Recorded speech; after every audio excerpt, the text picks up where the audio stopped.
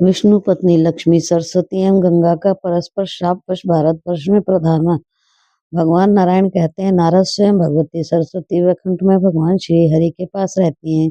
गंगा ने उन्हें शाप दे दिया था, अतः ये भारतवर्ष में अपनी एक कला से पधारी नदी के रूप में उनका अवतरण हुआ।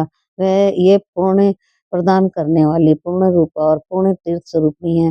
हे मुनि प्रभु, पुण्य आत्मा पुरुषों को चाहिए कि वह इनका सेवन करें, क्योंकि उन्हीं के लिए इनका यहाँ पधारना हुआ। ये तपस्वियों के लिए तप रूपा है और तपस्या का फल भी इनसे कोई अलग वस्तु नहीं है। कि वे सब पाप लकड़ी के समान है, उन्हें जलाने के लिए ये प्रज्वलित अग्नि स्वरूपा है। भूमंडल पर रहने वाले जो मानव इनकी महिमा जानते हुए इनके तट पर अपना शरीर त्यागते हैं, उन्हें बैकुंठ में स्थान प्राप्त होता है। भगवान विष्णु के भवन पर वे बहुत दिनों तक वास करते हैं। चौमासे में पूर्णिमा के दिन, अक्षय नवमी तथा अक्षय तिथि को एवं व्यतिपात ग्रहण अथवा अन्य किसी भी पूर्ण के दिन जो पुरुष किसी भी हेतु से श्रद्धा पूर्वक इनमें स्नान करता है, वह भगवान श्री हरि का सारूप्य प्राप्त कर लेता है। निश्चय ही उसे वैकुंठ में रहने की सुविधा प्राप्त हो जाती है। जो महान मूर्ख होते हुए भी 1 महीने तक प्रतिदिन सरस्वती नदी में स्नान करके इनके मंत्र का जप करता है, वह काविंद्रिय बन सकता है, इसमें कोई संदेह नहीं। जो मनुष्य सिर के सारे बाल मुड़वाकर निरंतर सरस्वती के जल में स्नान करता है, वह पुनः माता के गर्भ में वास नहीं कर सकता। इस प्रकार सरस्वती की महिमा का कुछ वर्णन किया गया है। इस सारभूत महिमा के प्रभाव से सुख और कामनाएं सुलभ हो जाती हैं। अब पुनः क्या सुनना चाहते हो? सुत जी कहते हैं, सोनक भगवान नारायण की बात सुनकर मुनि और नारद ने पुनः तुरंत उनसे ये संदेह पूछा। नारद जी ने कहा, सत्स्वरूपा पूर्णदा अति सुप्रदा गंगा ने सरस्वती की देवी को क्यों शाप दे दिया? इन दोनों तेजस्विनी देवियों के विवाद का कारण अवश्य कानों को सुख देने वाला होगा। आप इसे बताने की कृपा कीजिए। भगवान नारायण कहते हैं, नारद, ये प्राचीन कथा मैं तुमसे कहता हूँ, सुनो। लक्ष्मी, सरस्वती और गंगा ये तीनों ही भगवान श्री हरि की भार्या हैं। एक बार सरस्वती को यह संदेह हो गया कि श्री हरि मेरी अपेक्षा गंगा से अधिक प्रेम करते हैं। तब उन्होंने श्री हरि को कुछ कड़े शब्द कहे। फिर वह गंगा पर क्रोध करके कठोर बर्ताव करने लगी। तब शांत स्वरूपा क्षमामयी लक्ष्मी ने उनको रोक दिया। इस पर सरस्वती ने लक्ष्मी को गंगा का पक्ष करने वाली मानकर आवेश में श्राप दे दिया, तुम निश्चय ही वृक्ष रूपा और नदी रूपा हो जाओगी। लक्ष्मी ने सरस्वती की श्राप को सुन लिया, परंतु स्वयं बदले में सरस्वती को श्राप देना तो दूर रहा, उनके मन में तनिक सा भी क्रोध उत्पन्न नहीं हुआ। वह वहीं शांत बैठी रही और सरस्वती के हाथ को अपने हाथ में पकड़ लिया। पर गंगा से ये नहीं देखा गया, उन्होंने सरस्वती को श्राप दे दिया।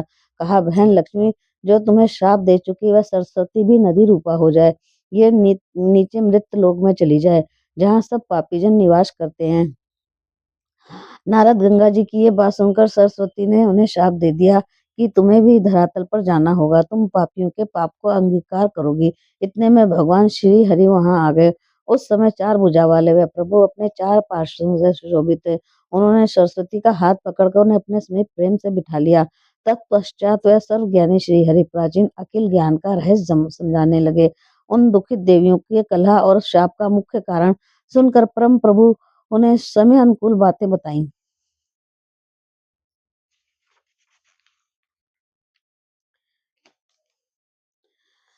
भगवान श्री हरि बोले, लक्ष्मी, शुभ है, तुम अपनी कला से राजा ध्वज के घर पधारो। तुम किसी की योनि से उत्पन्न न होकर स्वयं भूमंडल पर प्रकट हो जाना, वहीं तुम वृक्ष रूप से निवास करोगे। शंखचूड़ नामक एक असुर मेरे अंश से उत्पन्न होगा, तुम उसकी पत्नी बन जाना। तत्पश्चात निश्चय ही तुम्हें मेरी प्रेयसी भार्या बनने का सौभाग्य प्राप्त होगा। भारतवर्ष में त्रिलोकी पावनी तुलसी के नाम से तुम्हारी प्रसिद्धि होगी। और आने अभी अभी तो तुम भारती के शाप से भारत में पद्मावती नामक नदी बनकर पधारो। तदंतर गंगा ने कहा, गंगे, तुम सरस्वती के शापवश अपने अंश से पापियों का पाप भस्म करने के लिए विश्व पावनी नदी बनकर भारतवर्ष में जाना। सुकलिपते भागीरथी की तपस्या से तुम्हें वहां जाना पड़ेगा। धरातल पर तुमको सब लोग भगवती भागीरथी कहेंगे। समुद्र मेरा अंश है, मेरे आज्ञा अनुसार तुम उसकी पत्नी होना स्वीकार कर लेना। इसके बाद सरस्वती से ने कहा, भारती, तुम गंगा का शाप स्वीकार करके अपनी एक कला से भारतवर्ष में चलो। तुम अपने पूर्ण अंश से ब्रह्म सदन पर पधार कर उनकी कामनी बन जाओ। ये गंगा अपने पूर्ण अंश से शिव के स्थान पर चले। यहाँ अपने पूर्ण अंश से केवल लक्ष्मी रह जाएं, कारण इनका स्वभाव परम शांत है। ये कभी तनिक सा क्रोध नहीं करती। मुझ पर इनकी अटूट श्रद्धा है। ये सत्य स्वरूप है। ये महान महान साध्वी अत्यंत सौभाग्यवती, क्षमा मूर्ति, सुंदर आचरणों से सुशोभित तथा निरंतर धर्म का पालन करती हैं। इनके एक अंश की कला का महत्व है कि विश्व भर में संपूर्ण स्त्रियां धर्मात्मा, पतिव्रता, शांत रूपा तथा सुशीला बनकर प्रतिष्ठा प्राप्त करती हैं। अब भगवान श्री हरि स्वयं अपना विचार कहने लगे। अहो, विभिन्न स्वभाव वाली 3 स्त्रियां, 3 नौकरों और 3 बंधुओं का एकत्र रहना देव वेद की अनुमति से विरुद्ध है। ये एक जगह रहकर कल्याणप्रद नहीं हो सकते। जिन गृहस्थों के घर स्त्री पुरुष के समान व्यवहार करें और पुरुष स्त्री के अधीन रहे, उनका जीवन निष्फल समझा जाता है। इसके प्रत्येक पग पर अशुभ है। जिसकी स्त्री मुख दुष्टा, योनि दुष्टा और कलह प्रिय हो, उसके लिए तो जंगल ही घर से बढ़कर सुखदायी है, कारण वहां उसे जल, स्थल और फल तो मिल ही जाते हैं।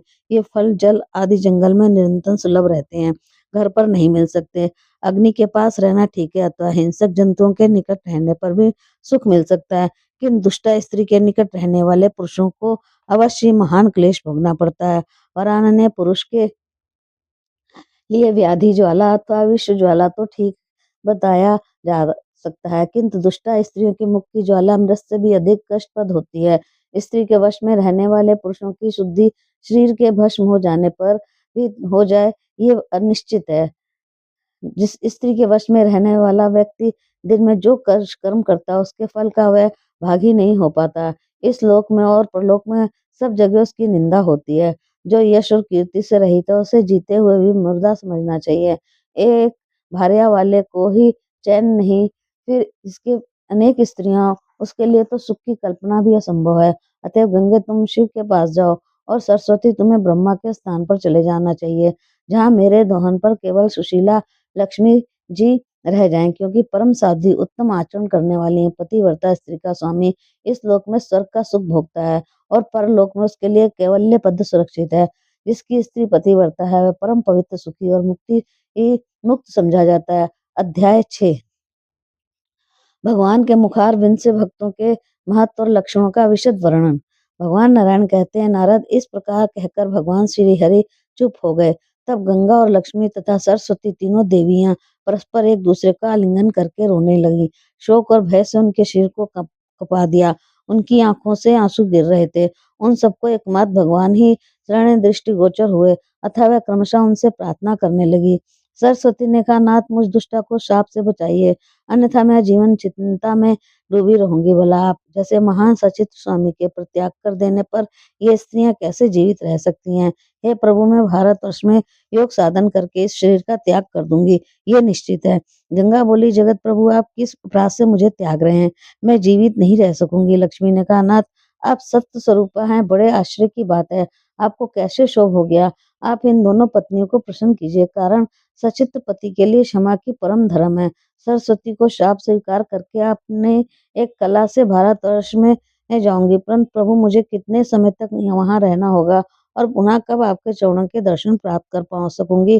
पापी जन मेरे जल में स्नान और आचमन करके अपना पाप मुझ पर लाद देंगे, तब तुरंत उस पाप से मुक्त होकर आपके चरणों में आने का अधिकार मुझे कैसे प्राप्त हो सकेगा? मैं अपने एक कला से तुलसी रूप धारण करना भी स्वीकार कर रही हूँ। मैं धर्मधर्ष की पुत्री बनूंगी, परंतु अच्युत, ये सब भोगने के पश्चात मुझे पुनः कब आपके चरण कमल प्राप्त होंगे? कृपा निधे, आपको अधिष्ठात देवता मानकर मैं भारतवर्ष में वृक्ष रूप से वास करूंगी, किंतु आप ये तो बताइए कि आप मेरा उद्धार कब करेंगे? यदि ये गंगा सरस्वती के शाप से भारतवर्ष में जाएंगी, तब फिर इन्हें किस समय पुनः ऐसा शुभ अवसर मिलेगा कि ये शाप रूपी पाप से छुटकारा पाकर आपको प्राप्त कर सकें? गंगा के शाप से ये सरस्वती भी यदि भारत में जाती हैं, तो आप भी शाप से इन्हें भी शाप से मुक्त करके कब अपने चरण कमलों का दर्शन कराएंगे? प्रभु, आप जो इन सरस्वती से कह रहे हैं कि तुम ब्रह्मा के घर सिधारो, अथवा गंगा को शिव के भवन भवन पर जाने की आज्ञा दे रहे हैं, आपके इन वचनों के लिए मैं आपसे क्षमा चाहती हूँ। नारद, इस प्रकार कहकर भगवती लक्ष्मी ने अपने स्वामी श्री हरि के चरण पकड़ लिए, उन्हें प्रणाम किया। उन्होंने अपने केश से भगवान के चरणों को अविष्ठित करके बारंबार रुदन करना आरंभ किया। भगवान श्री हरि भक्तों पर अनुग्रह करने के लिए सदा चिंतित रहते हैं। लक्ष्मी की प्रार्थना सुनकर मुस्कान भरे प्रसन्न मुख से उन्होंने देवी कमला को हृदय से चिपका लिया और कहा, भगवान भगवान विष्णु बोले, सुरेश्वरी कमलेक्षणे, मुझे तुम्हारे वचन के साथ ही अपनी बात भी सत्य करनी है, अतः सुनो, मैं तुम तीनों में समता कर देता हूँ। ये सरस्वती कला के एक अंश से नदी बनकर भारतवर्ष में जाए, आधे अंश से ब्रह्मा के भवन पर बधारे तथा पूर्ण अंश से मेरे पास रहे। ऐसे ही ये गंगा भागीरथी के सत प्रयत्न से अपने कलांश से त्रिलोकी को पवित्र करने के लिए भारतवर्ष में जाएं और स्वयं पूर्ण अंश से मेरे पास भवन पर रहें। वहां उन्हें शंकर के मस्तक पर रहने का दुर्लभ अवसर भी प्राप्त होगा। ये सर्वथा पवित्र तो है ही, किंतु वहां रहने पर इनकी पवित्रता और भी बढ़ जाएगी। वामलोचने, तुम अपनी कला के अंशांश से भारतवर्ष में चलो, वहां तुम्हें पद्मावती नदी और तुलसी वृक्ष के रूप में विराजना होगा। कली के 5000 वर्ष व्यतीत हो जाने पर तुम नदी रूपणी देवियों का उद्धार हो जाएगा। तदंतर तुम लोग मेरे भवन पर लौट आओगी। पद्म वह संपूर्ण प्राणियों के पास जो संपत्ति और विपत्ति रहती है, उसमें कोई न कोई हेतु छिपा रहता है। बिना विपत्ति सहे किन्हीं को भी गौरव प्राप्त नहीं हो सकता। अब तुम्हारे शुद्ध होने का उपाय बताता हूँ। मेरे मंत्रों का उपासना करने वाले बहुत से संत पुरुष भी तुम्हारे जल में नहाने धोने के लिए पधारेंगे। उस समय तुम उनके दर्शन और स्पर्श प्राप्त करके सब पापों से छुटकारा पा जाओगी। सुंदरी, इतना ही नहीं कि भूमंडल जितने असंख्य तीर्थ हैं, वह सभी मेरे भक्तों के दर्शन और स्पर्श पाकर परम पावन बन जाएंगे। भारतवर्ष की भूमि अत्यंत पवित्र है। मेरे मंत्रों के उपासक अनगिनत भक्त वहां वास करते हैं। प्राणियों को पवित्र करना और तारना ही उनका प्रधान उद्देश्य है। मेरे भक्त जहाँ रहते और अपने पैर धोते हैं, वह स्थान महान तीर्थ एवं परम पवित्र बन जाता है। वह बिल्कुल निश्चित है। घोर पापी भी मेरे भक्त के दर्शन और स्पर्श के प्रभाव से पवित्र होकर जीवन मुक्त हो सकता है। नास्तिक व्यक्ति मेरे भक्त के दर्शन और स्पर्श से पवित्र हो सकता है। जो कमर में तलवार बांधकर द्वारपाल की हैसियत से जीविका चलाते हैं, मुनिमी मात्र जिनकी जीविका का साधन है, जो इधर उधर चिट्ठी पत्री पहुंचाकर अपना भरण पोषण करते हैं तथा गांव गांव घूमकर भीख मांगना ही जिनका व्यवसाय है, एवं जो बैलों को जोतते हैं, ऐसे ब्राह्मणों को अधम कहा जाता है। किंतु मेरे भक्त के दर्शन और स्पर्श उन्हें भी पवित्र कर देते हैं। हे विश्वासघाती, मित्रघाती, झूठी गवाही देने वाले तथा धरोहर हड़पने वाले नीच व्यक्ति भी मेरे भक्तों के दर्शन और स्पर्श से शुद्ध हो सकते हैं।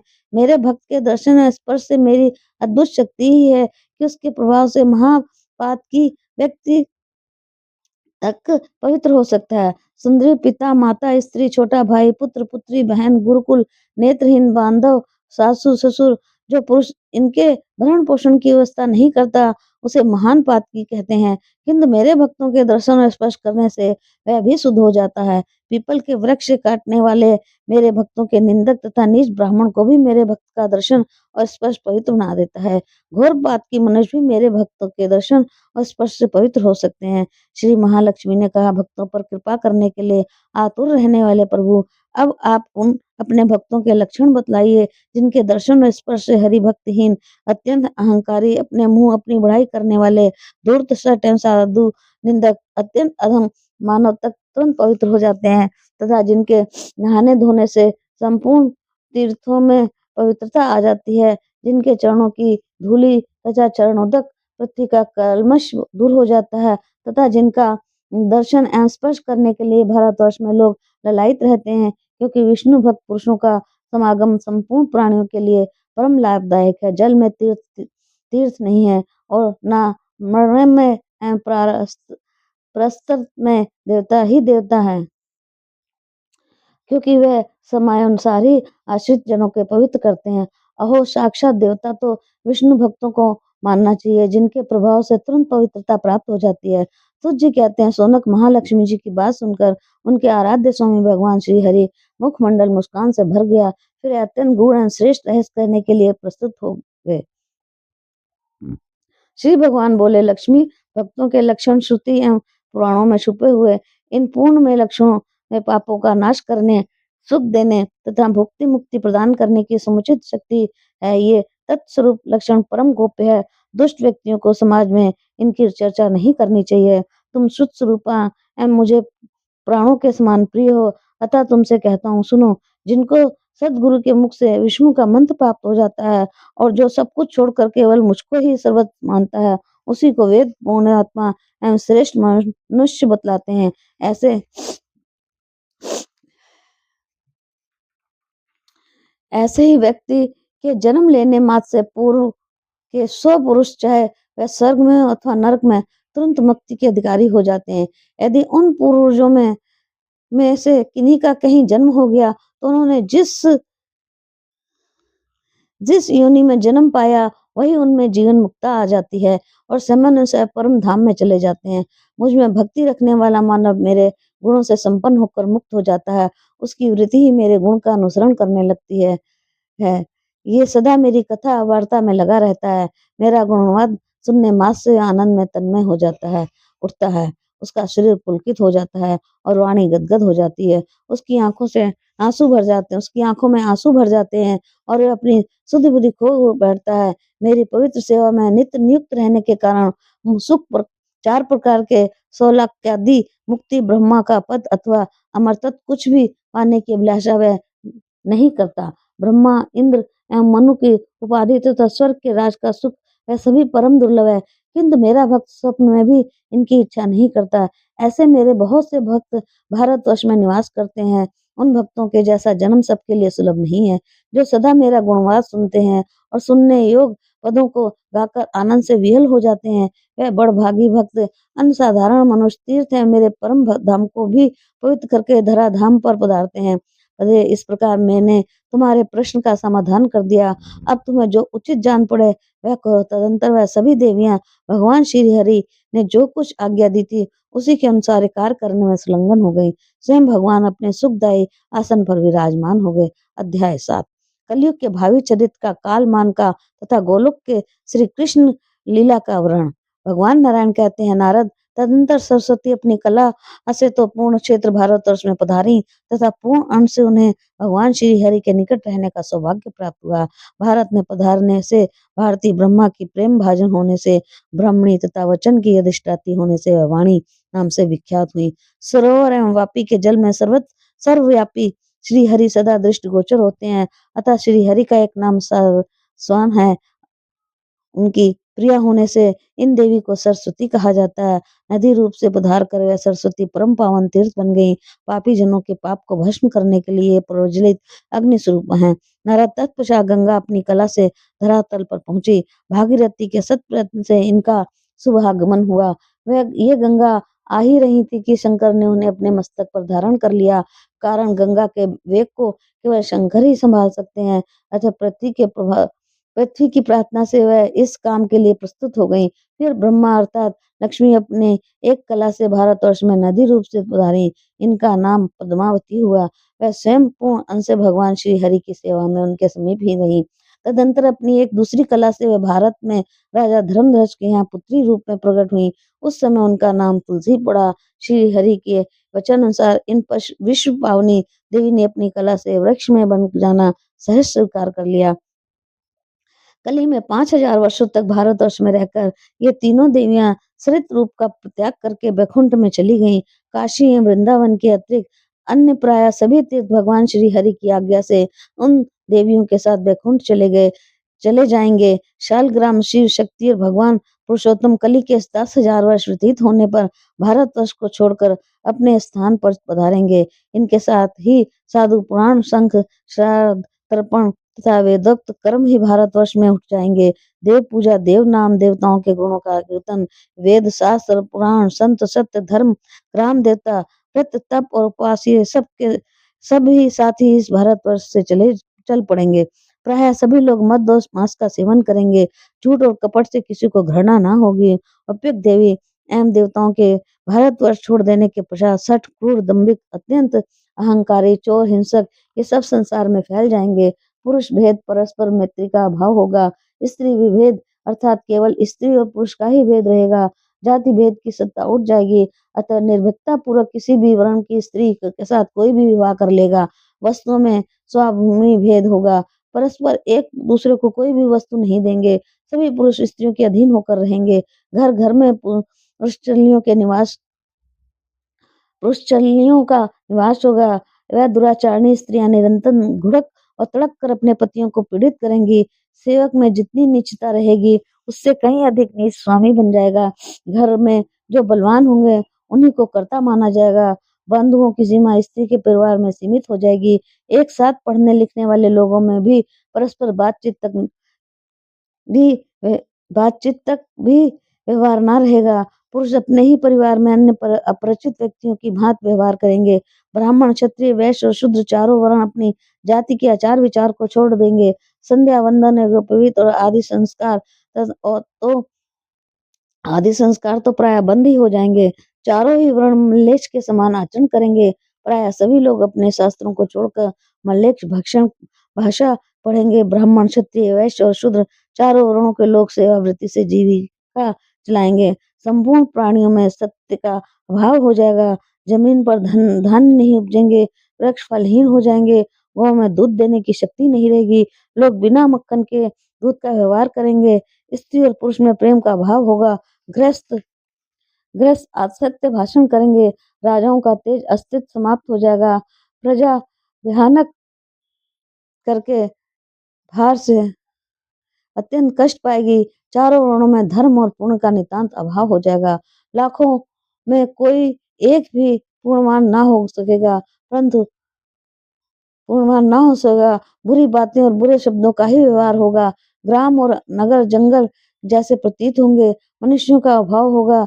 जंगलों में रहने वाले लोग भी कर के भार से कष्ट भोगेंगे। नदियों और तालाबों पर धान्य होंगे, अर्थात समयोचित वर्षा के अभाव से अत्यंत खेती न होने के कारण लोग इनके तट पर ही खेती करेंगे।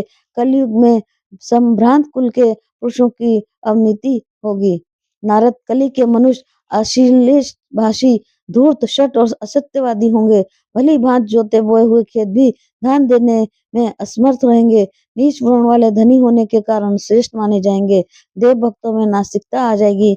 नगर निवासी हिंसक, निर्दयी तथा वंशघाती होंगे। कली के प्राय स्त्री और पुरुष रोगी, थोड़ी उम्र वाले, वायु युवा अवस्था में रहित होंगे। 16 वर्ष में ही उनके सिर के बाल पक जाएंगे। 20 वर्ष में उन्हें बुढ़ापा घेर लेगा। 8 ही वर्ष में स्त्रियां रजस्वला होकर गर्भ धारण करने लगेंगी। कलयुग में भगवान नाम बेचा जाएगा। मिथ्या दान होगा। मनुष्य अपनी कीर्ति बढ़ाने के लिए दान देकर स्वयं पुनः उसे वापस ले लेंगे। देववृत्ति, ब्राह्मण वृत्ति अर्थात गुरुकुल वृत्ति, चाहे वह अपनी दी हुई हो अथवा दूसरे की, कली के मानव से छीन लेंगे। कलयुग में मनुष्य को अज्ञागम में कोई हिचक नहीं रहेगी। कलयुग में स्त्रियों और पतियों का निर्णय नहीं हो सकेगा, अर्थात सभी स्त्री पुरुष अवैध व्यवहार होंगे। प्रजा किन्हीं ग्रामों और धनों पर अपना पूर्ण अधिकार नहीं प्राप्त कर सकेगी। प्रायः सब लोग अप्रिय वचन बोलेंगे। सभी चोर और लंपट होंगे। सभी एक दूसरे की हिंसा करने वाले एवं नरघाती होंगे। ब्राह्मण, क्षत्रिय और वैश्य सबके वंशजों में पाप प्रवेश कर जाएगा। सभी लोग लाख, लोहा, रस और नमक का व्यवहार करेंगे। पंच यज्ञ करने में द्विजों की प्रवृत्ति ना होगी। ये पवित्र पहना ना उनके लिए भार हो जाएगा। वह संध्या वंदन और शोच से विहीन रहेंगे। पंचुली सुद से जीविका चलाने वाली तथा कुटनी स्त्री रजस्वला रहती हुई भी ब्राह्मणों के घर भोजन बनाएगी। अन्नों में, स्त्रियों में, आश्रमवासी मनुष्यों में कोई नियम नहीं होगा। घोर कली में प्रायः सभी म्लेच्छ हो जाएंगे। इस प्रकार जब सम्यक प्रकार से कलयुग आ जाएगा, तब सारी पृथ्वी म्लेच्छों से भर जाएगी। तब विष्णु शया नामक ब्राह्मण के घर उनके पुत्र रूप में भगवान कली प्रकट होंगे। सुप्रसिद्ध पुराण में ये कल्कि भगवान नारायण के अंश हैं। ये एक बहुत ऊंचे घोड़े पर चढ़कर अपनी विशाल तलवार से म्लेच्छों का विनाश करेंगे और 3 रात में ही पृथ्वी को म्लेच्छ शून्य कर देंगे। यूं वसुधा को म्लेच्छ रहित करके वह स्वयं अंतर्धान हो जाएंगे। तब एक बार पृथ्वी पर अराजकता फैल जाएगी। डाकू सर्वत्र लूटपाट मचाने लगेंगे। तदंतर मोटे धार से असीम जल बरसने लगेगा।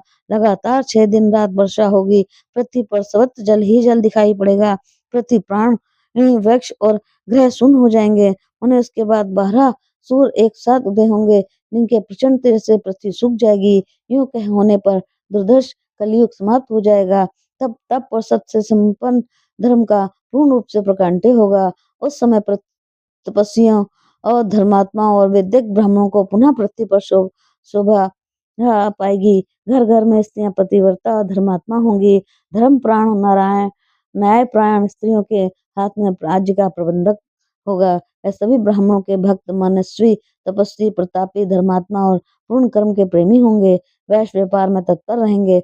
वह मन में धार्मिक भावना रखते हुए ब्राह्मणों के प्रति श्रद्धा रखेंगे। शुद्ध धर्म पर आस्था रखते हुए पवित्रता पूर्वक सेवा करेंगे। ब्राह्मण क्षत्रिय वैश्यों के वंशज भगवती जगदम्बा शक्ति के परम उपासक होंगे। उनके द्वारा देवी के मंत्र का निरंतर जाप होने लगेगा। सब लोग देवी के ध्यान में तत्पर रहेंगे। समय अनुसार व्यवहार करने वाले पुरुषों में श्रुति स्मृति पुराण का पूर्ण ज्ञान प्राप्त रहेगा। इसी को सतयुग कहते हैं। इस युग में धर्म पूर्ण रूप से रहता है। त्रेता में धर्म 3 पैर से, द्वापर में 2 पैर से और कली में केवल 1 पैर से रहता है। घोर कली आने पर संपूर्ण पैरों से हीन हो जाता है। विप्र 7 दिन है, 16 तिथियां कही जा गई हैं और 12 महीने और 6 ऋतुएं होती हैं। शुक्ल कृष्ण 2 पक्ष, ये उत्तरायण एवं दक्षिणायन 2 अयन होते हैं। 4 पहर का दिन होता है और 4 पहर की रात होती है। 30 दिनों का 1 महीना होता है। संवत्सर तथा गणावत्सर आदि भेद से 5 प्रकार के वर्ष समझने चाहिए। यही काल की संख्या का नियम है। जैसे दिन आते जाते रहते हैं, ऐसे ही चारों युगों का भी आना जाना लगा रहता है। मनुष्यों का 1 वर्ष पूरा होने पर देवताओं का 1 दिन रात होता है। काल की संख्या के विशेषज्ञ पुरुषों का सिद्धांत है कि मनुष्यों के 360 युग व्यतीत होने पर देवताओं का एक युग बीतता है। इस प्रकार के 71 युगों को एक मनवंतर कहते हैं। एक इंद्र का मनवंतर पर्यंत रहते हैं। यूं 28वें मनवंतर बीत जाने पर ब्रह्मा का 1 दिन रात होता है। इस मान से 108 वर्ष व्यतीत होने पर ब्रह्मा की आयु पूरी हो जाती है। इसी को प्राकट्य लय समझना चाहिए। इस समय पृथ्वी नहीं दिखाई पड़ती। पृथ्वी सहित संपूर्ण ब्रह्मांड जल में लीन हो जाता है। ब्रह्मा विष्णु शिव और ऋषि आदि सभी सच्चिदानंद ब्रह्म में प्रवेश कर जाते हैं। उस ब्रह्मा में ही प्रकृति भी लीन हो जाती है। प्रकृति पुरुष एक हो जाते हैं। उन्हें उसी को प्राकृत प्रलय कहते हैं। इस प्रकार प्राकृत प्रलय हो जाने पर ब्रह्मा की आयु समाप्त हो जाती है। मुनिवर इतने सुदीर्घ काल को भगवती जगदम्बा का एक निमेष कहते हैं। इस प्रकार देवी के एक निमेष में संपूर्ण विश्व और अखिल ब्रह्मांड नष्ट हो जाते हैं। फिर भगवती के निमेष मात्र से ही सृष्टि क्रम से अनेक ब्रह्मांड बन जाते हैं। यूं सृष्टि और प्रलय होते रहते हैं। कितने कल्प गए और कितने आए, इनकी संख्या कौन जान सकता है। नारद सृष्टि और प्रलयों के ब्रह्मांडों और ब्रह्मांड में रहने वाले ब्रह्मादि यही प्रधान प्रबंधकों की संख्या का परिज्ञान भला किस पुरुष को हो सकता है। संपूर्ण ब्रह्मांडों के जो एकमात्र ईश्वर हैं, जो परमात्मा कहा जाता है, उनका विग्रह सत्य चित्त और आनंद में है। ब्रह्मा प्रभुति देवता महाविराट और सौलभ विराट सभी उन परम प्रभु परमात्मा के अंश हैं। उन परमात्मा को ही पराशक्ति कहते हैं। वही अर्धनारीश्वर श्री कृष्ण के रूप में प्रकट हैं। ये स्वयं 2 रूपों में विभक्त हो जाते हैं, एक त्रिभुज और दूसरे चतुर्भुज। चतुर्भुज श्री हरि वैकुंठ में विराजने लगते हैं और स्वयं त्रिभुज श्री कृष्ण का गोलोक में निवास रहता होता है। ब्रह्मा से लेकर तृणयात सबको प्राकृतिक कहना चाहिए। ये सभी नश्वर हैं, क्योंकि प्रकृति से उत्पन्न हुई सभी वस्तुओं का क्षय अवश्य संभवी है। इस प्रकार सृष्टि के कारणभूत पर ब्रह्मा परमात्मा नित्य सत्य सनातन स्वतंत्र निर्गुण प्रकृति से परे हैं। उनकी ना कोई अलौकिक अवधि है और ना ही कोई भौतिक आकार। भक्तों पर अनुग्रह करने के लिए वह सदा प्रस्तुत रहते हैं। उन्हीं की कृपा से ज्ञानी बने हुए कमल योनि ब्रह्मा के द्वारा ब्रह्मांड की रचना होती है। शिव को मृत्युंजय और सर्वसत्वित कहा जाता है। ये सर्वेश एवं महान तपस्वी हैं, पर ब्रह्मा को जानकर उनकी तपस्या के प्रभाव से संहार कार्य में सफल होते हैं। उन पर ब्रह्मा की प्रीति श्रद्धा रखने तथा उनकी सेवा करने के प्रभाव से ही जगत पालक श्रीमान विष्णु महान विभूति से संपन्न सर्वज्ञानी सर्वदर्शी सर्वव्यापी सबके रक्षक संपूर्ण शक्ति प्रदान करने में समर्थ तथा सर्वेश हुए प्रकृति के ही सर्वशक्ति स्वरूपिणी महामाया और सर्वेश्वरी कहा जाता है। वह भगवती प्रकृति सच्चिदानंद स्वरूपिणी कहलाती हैं। उन्हें जानकर भक्ति पूर्वक तपस्या सेवा करने से देव माता सावित्री वेदों की अधिष्ठाता देवता हुई। उन वेद ज्ञान संपन्ना देवी की ब्राह्मण सदा पूजा करते हैं। उन इन सच्चिदानंद स्वरूपिणी भगवती प्रकृति की सेवा का ही प्रभाव है कि सरस्वती को समस्त विद्या की अधिष्ठात्री माना जाता है। अखिल विद्वान जिनकी उनकी उपासना करते हैं, इन मूल प्रकृति को जानकर तथा उनकी सेवा एवं तपस्या से ही लक्ष्मी सर्वत्र पूजित हुई हैं। इन्हीं की उपासिका होने से दुर्गा को सब लोग पूजते हैं और वह सर्वेश्वरी सबकी कामनाएं पूर्ण करती हैं। श्री राधा भगवान श्री कृष्ण के वाम भाग में शोभा पाती हैं तथा उन सर्व ज्ञान संपन्ना देवी इनमें सबके कष्ट शांत करने की योग्यता है। उन्हें भगवान श्री कृष्ण के प्राण की अधिष्ठाता देवता कहा जाता है। राधा श्री कृष्ण स्वरूपा ही हैं। इसी से राधा श्री कृष्ण को प्राणों से भी अधिक प्यारी हैं। इन्हीं से उन्हें सबसे अधिक सुंदर रूप, सौभाग्य एवं मान सम्मान प्राप्त है। इसी से श्री राधा ने श्री कृष्ण की पत्नी बनकर उनके वक्ष स्थल पर रहने का सौभाग्य प्राप्त किया है। भगवती राधा ने सतसंग पर्वत पर जाकर तपस्या की थी। उस तपस्या का उद्देश्य ये था कि भगवान श्री कृष्ण मेरे पति हों। फिर तो तुरंत भगवान श्री कृष्ण सामने प्रकट हो गए। चंद्रमा की कला के समान शोभा पाने वाली राधा को देखकर भगवान श्री कृष्ण ने उन्हें अपने हृदय से चिपका लिया और प्रेम के उद्रेक से उनकी आंखों से आंखें आंसू बहाने लगी। उन्हें राधा को ये उत्तम वर दिया। उन्होंने राधा से कहा, प्रीतमे, तुम सदा मेरे वक्षस्थल पर विराजमान हो। मेरे प्रति तुम्हारा शाश्वत प्रेम है। सौभाग्य, प्रतिष्ठा, प्रेम और गौरव तुम्हारे नित्य संगी होंगे। तुम मेरे पास ज्येष्ठ, श्रेष्ठ और संपूर्ण स्त्रियों की अपेक्षा अधिक प्रेम भाजन बनकर रहोगी। तुम परम आदरणीय एवं गौरव संपन्ना देवी हो। प्राण वल्लभ है, मैं तुम्हारा ही हो गया हूँ और सदा तुम्हारी ही इच्छा के अनुकूल व्यवहार करूंगा। इस प्रकार परम सुंदरी राधा को वर देकर भगवान श्री कृष्ण ने उन्हें अपनी नित्य प्राण प्रिया बना लिया। श्री राधा का अन्य किसी से कोई भी संपर्क नहीं है। मुने ऐसे ही अन्य भी जिन देवियों ने भगवती मूल प्रकृति की सेवा की है, वह उसके फलस्वरूप सुपूजित हुई है। मुने भगवती दुर्गा ने हिमालय पर्वत पर तपस्या की है। वह मूल प्रकृति भगवती जगदम्बा के चरणों का सदा ध्यान करती रहती रही। अत्यंत सब अतः सबकी परम आराध्या बन गई। सरस्वती ने गंधमादन पर्वत पर रहकर तप किया। इसी से वे सर्ववंध्या बन सकी। लक्ष्मी को पुष्कर क्षेत्र में तपस्या करने के बाद संपूर्ण संपत्ति प्रदान करने की योग्यता प्राप्त हुई। सावित्री ने मल्ल्यागिरी पर आराधना की, अतः लोग इनकी वंदना एवं पूजा करते हैं।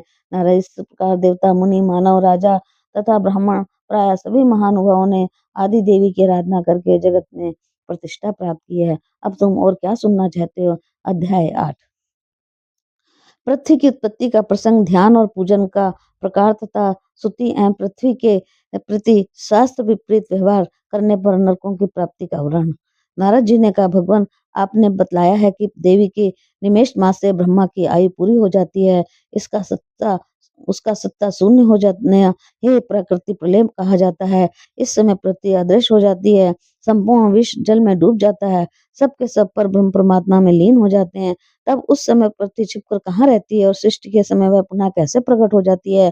धन्यमान धन्यमान सबके आश्रय एवं विजयशालिनी होने पर सौभाग्य उसे पुनः कैसे प्राप्त होता है? प्रभु, अब आप पृथ्वी को उत्पत्ति के मंगलमय चरित्र को सुनाने की कृपा कीजिए।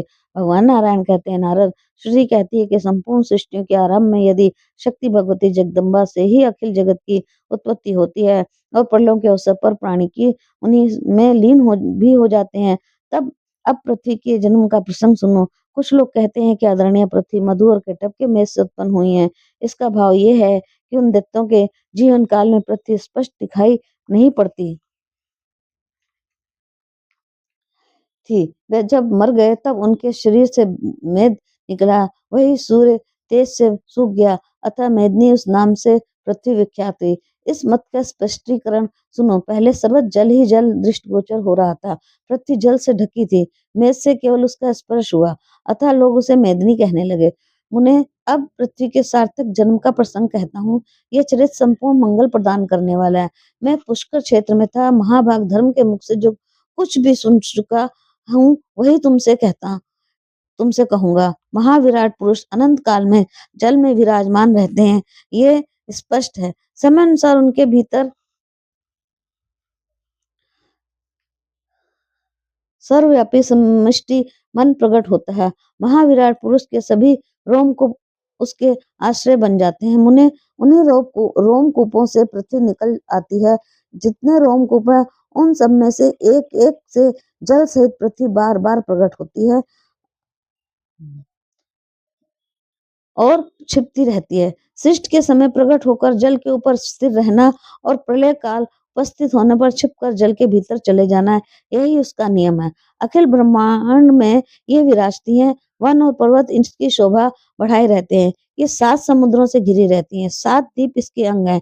हिमालय और सुमेरु आदि पर्वत तथा सूर्य एवं चंद्रमा प्रभृति ग्रह इसे सदा सुशोभित करते हैं। महाविराट की आज्ञा के अनुसार ब्रह्मा, विष्णु तथा शिव आदि देवता प्रकट होते हैं एवं समस्त प्राणी इस पर रहते हैं। पूर्ण तीर्थ तथा पवित्र भारतवर्ष जैसे देशों में संपन्न होने का इसे सुअवसर मिलता है।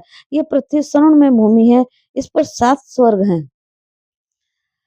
इसके नीचे 7 पाताल हैं, पर ब्रह्म लोक है। ब्रह्म लोक से भी ऊपर ध्रुव लोक है। नारद, इस प्रकार इस पृथ्वी पर अखिल विश्व का निर्माण हुआ है। ये निर्मित सभी विश्व नश्वर हैं, यहाँ तक कि प्राकृत प्रलय का अवसर आने पर ब्रह्मा भी चले जाते हैं। उस समय केवल महाविराट पुरुष विद्वान रहते हैं।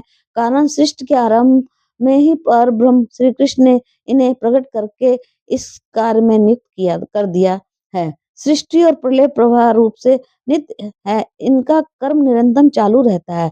ये समय पर नियंत्रण रखने वाली अदृश्य शक्ति के अधीन होकर रहते हैं।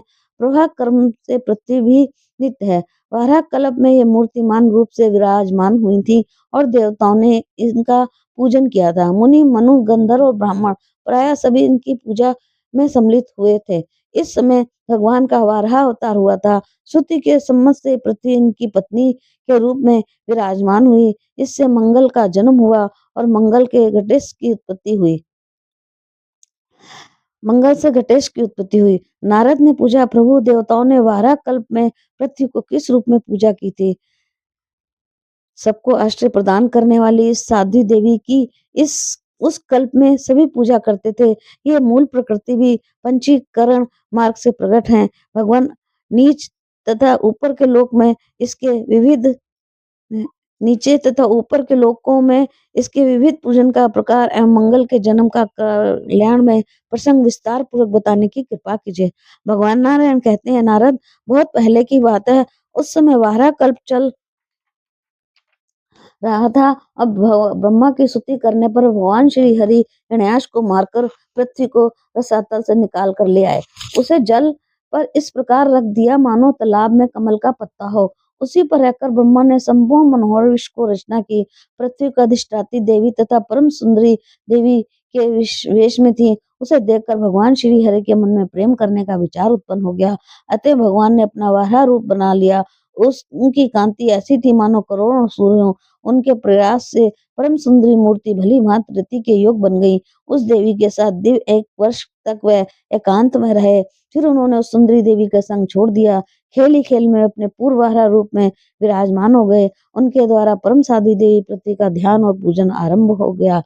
धूप, दीप, नवेद, सिंदूर, चंदन, वस्त्र, फूल और बलि आदि सामग्रियों से पूजा करे भगवान ने उनसे कहा। श्री भगवान बोले, शुभे, तुम सबको आश्रय प्रदान करने वाली बनो। मुनि, मनु, देवता, सिद्ध और दानव आदि सबसे सुपूजित होकर तुम सुख भोगोगी। अम्बुवाची के अतिरिक्त दिन में गृह प्रवेश, गृह आरंभ, वापी एवं तड़ाग के निर्माण अथवा अन्य गृह कार्य के अवसर पर देवता आदि सभी लोग मेरे वर के प्रभाव से तुम्हारी पूजा करेंगे। जो मूर्ख तुम्हारी पूजा नहीं करेंगे उन्हें नरक में जाना पड़ेगा। उस समय पृथ्वी गर्भवती हो चुकी थी। उसी गर्भ से तेजस्वी मंगल नामक ग्रह की उत्पत्ति हुई। भगवान के आज्ञा अनुसार उपस्थित संपूर्ण व्यक्ति पृथ्वी की उपासना करने लगे। कंडव शाखा में कहे हुए मंत्रों के पढ़कर उन्होंने ध्यान किया और स्तुति की। मूल मंत्र पढ़कर नैवेद्य अर्पण किया। यूं त्रिलोकी भर में पृथ्वी की पूजा और स्तुति होने लगी। नारद जी ने कहा, भगवान पृथ्वी का किस प्रकार ध्यान किया जाता है? इनकी पूजा का प्रकार क्या है और कौन मूल मंत्र है? संपूर्ण प्राणों में छुपे इस प्रसंग को सुनने के लिए मेरे मन में बड़ा कौतूहल हो रहा है, अतः बताने की कृपा कीजिए। भगवान नारायण कहते हैं, मुने, सर्वप्रथम भगवान वराह ने इस पृथ्वी की पूजा की। उनके पश्चात भगवान ब्रह्मा उसके पूजन में संलग्न हुए। तदनंतर संपूर्ण प्रधान मुनियों, मनुओं द्वारा उनके इसका सम्मान हुआ। अब मैं इसका ध्यान, पूजन और मंत्र बतलाता हूँ, सुनो। ओम ह्रीम श्रीम वसुधाय स्वाहा। इसी मंत्र से भगवान विष्णु ने इसका पूजन किया था। ध्यान का प्रकार यह है कि पृथ्वी देवी के श्री विग्रह का वर्ण स्वच्छ कमल के समान है, उज्जवल है। मुख ऐसा जान पड़ता है मानो शरद पूर्णिमा का चंद्रमा हो।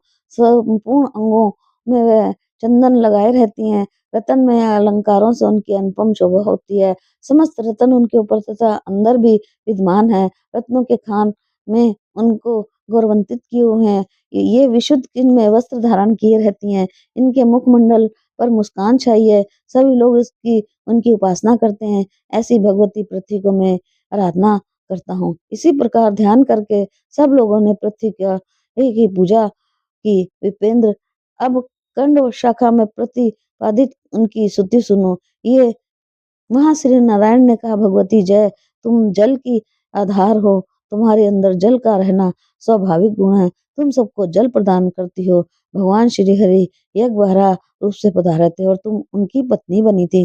तुम विजय संपन्न, मंगलमयी, मंगल का आश्रय तथा मंगल प्रदा हो।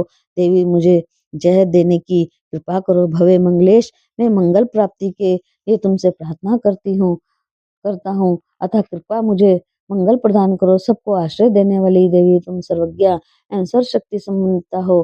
सबकी अभिलाषा पूर्ण करने वाली भगवती भवे, तुम मेरा संपूर्ण अभिष्ट कार्य संपन्न कर दो। तुम्हारा विग्रह पूर्ण में है। तुम पूर्ण होकर बीज हो। तुम्हें भगवती सनातनी हो कहा जाता है। भवे, तुम पूर्णाश्रय, पूर्णों की सदा पूर्ण प्रदा हो। संपूर्ण श्रेयों का उत्पन्न करने वाली देवी, सभी फसलें तुम पर निपजती हैं। तुम खेतियों से लहलहाई रहती हो। अंतः में सभी खेतियां तुम्हारे ही भीतर लीन भी हो जाती हैं। भवे, तुम्हारा सर्वांगी सहस्य में है। भूमि, तुम राजाओं के सर्वस्व हो। राजा लोग सदा तुम्हारा सम्मान करते हैं। राजाओं को सुखी बनाने वाली भगवती भूमि दे, तुम मुझे भूमि देने की कृपा करो। नारदीय स्रोत परम पवित्र है। जो पुरुष प्रातःकाल इसका पाठ करता है, उसे बलवान राजा होने का सौभाग्य अनेक जन्मों के लिए प्राप्त होता है। इसे पढ़ने से मनुष्य पृथ्वी के दान से उत्पन्न पुण्य के अधिकारी बन जाता है। पृथ्वी दान के अपहरण से, दूसरों के कुएं को बिना उसकी आज्ञा लिए खोदने से, अम्बुवाची योग में पृथ्वी को रखने से, दूसरे की भूमि का अपहरण करने से जो पाप होते हैं, उन पापों का उच्छेद करने के लिए ये परम उपयोगी है। मुने, पृथ्वी पर वीर त्यागने तथा दीपक रखने से जो पाप होता है, उससे भी पुरुष इस स्रोत का पाठ करने से मुक्त हो जाता है। नारद जी बोले, भगवान, पृथ्वी का दान करने से जो पूर्ण तथा उसे छीनने से, दूसरों की भूमि का हरण करने, अम्बुवाची से पृथ्वी का उपयोग करने, भूमि पर वीर गिराने तथा जमीन पर दीपक रखने से जो पाप बनता है, उसे मैं सुनना चाहता हूँ। वेद वेताओं में श्रेष्ठ प्रभु, मेरे पूछने के अतिरिक्त अन्य भी जो पृथ्वी जन पाप है, उनको अनेक प्रतिकारक सहित बताने की कृपा करें। भगवान नारायण कहते हैं, मुने, जो पुरुष किसी संध्या पुत्र ब्राह्मण को एक विश्वास मात्र भी भूमि दान करता है, वह भगवान शिव के मंदिर निर्माण के पुण्य का भागी बन जाता है। फसलों से भरी पूरी भूमि को ब्राह्मण के लिए अर्पण करने वाला सत्पुरुष उतने ही वर्षों तक भगवान श्री विष्णु के धाम में विराजता है, जितने उस जमीन के रजकण हो। जो गांव, भूमि और धान ब्राह्मण को देता है, उसके पुण्य से दाता और प्रतिग्रहिता दोनों व्यक्ति संपूर्ण पापों से छूटकर भगवती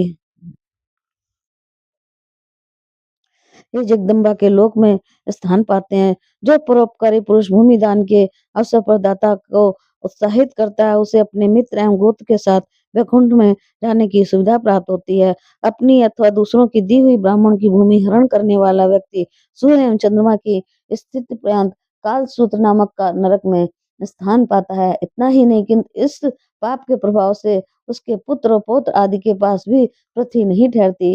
वह श्रीहीन, पुत्रहीन और दरिद्रहीन होकर घोर घोर घोर नरक का अधिकारी बन जाता है। जो गोचर भूमि को जोत कर धान उपार्जन करता है और वही धान ब्राह्मण को देता है, तो इस निंदित कर्म के प्रभाव से उसे देवताओं के वर्ष में 100 वर्ष तक कुंभीपाक नरक में नामक नरक में रहना पड़ता है। गौओं के रहने के स्थान, तड़ाग और रास्ते को जोत कर पैदा किए हुए अन्न का दान करने वाला मानव 14 इंद्र की आयु तक असिपत्र नामक नरक में रहता है। जो कामांध व्यक्ति एकांत में पृथ्वी पर वीर गिराता है, उसे वहां की जमीन में जितने रजकण हैं, उतने ही वर्षों तक रोर नरक में रहना पड़ता है। अम्बुवाची में भूमि खोदने वाला मानव कृमि दंश नामक नरक में रहता है, उसे वहां 4 युगों तक रहना पड़ता है। जो दूसरे के ताड़ाग में पड़ी हुई कीचड़ को निकाल कर शुद्ध जल होने पर स्नान करता है, उसे ब्रह्मलोक में स्थान मिलता है। जो मंद बुद्धि मानव भूमिपति के पितरों को श्राद्ध में पिंड न देकर श्राद्ध करता है, उसे अवश्य ही नरकगामी होना पड़ता है। शिवलिंग, भगवती की मूर्ति, शंख, यंत्र, शालग्राम, जल, फूल, तुलसी दल, जपमाला, पुष्पमाला, कपूर, गोरोचन, चंदन की लकड़ी, रुद्राक्ष की माला, कुश की जड़, पुस्तक और एक पवित्र इन वस्तुओं को भूमि पर रखने से मानव नरक में वास करता है। गांठ में बंधे हुए यक्षसूत्र की पूजा करना सभी त्रिजाति वर्णों के लिए आवश्यक है। भूकंप एवं ब्रह्म ग्रहण के अवसर पर पृथ्वी को खोदने से बड़ा पाप लगता है। उस मर्यादा का उल्लंघन करने से दूसरे जन्म में अंगहीन होना पड़ता है। इस पर सबके भवन बने हैं, इसलिए वे भूमि कहलाती है। कश्यप की पुत्री होने से काश्यपी तथा स्थिर रूप होने से स्थिरा कही जाती है। महामुनि विष को धारण करने से विश्वम्भरा, अत्यंत रूप होने से अनंता तथा पृथु की कन्या होने से अतः सर्वत्र फैली रहने से इनका नाम पृथ्वी पड़ा है। अध्याय 9 और 10। गंगा जी की उत्पत्ति का विस्तृत प्रसंग। नारद जी कहते हैं, वेद वेतांताओं में श्रेष्ठ भगवान पृथ्वी का ये परम मनोहर उपाख्यान सुन चुका। अब आप गंगा का विशद प्रसंग सुनाने की कृपा कीजिए। प्रभु सुरेश्वरी, विष्णु स्वरूपा एवं स्वयं विष्णुपदी नाम से विख्यात गंगा सरस्वती के शाप से भारतवर्ष में किस प्रकार और किस युग में पधारी, किसकी प्रार्थना एवं प्रेरणा से उसे वहां जाना पड़ा, पाप का उच्छेद करने वाला ये पवित्र एवं पुण्य पद प्रसंग में सुनना चाहता हूँ। भगवान नारायण कहते हैं, नारद श्रीमान सगर एक सूर्यवंशी सम्राट हो चुके हैं। मन को मुग्ध करने वाली उनकी 2 रानियां थी, वे दर्भी और शेव्या। उनकी पत्नी शेव्या से एक पुत्र उत्पन्न हुआ।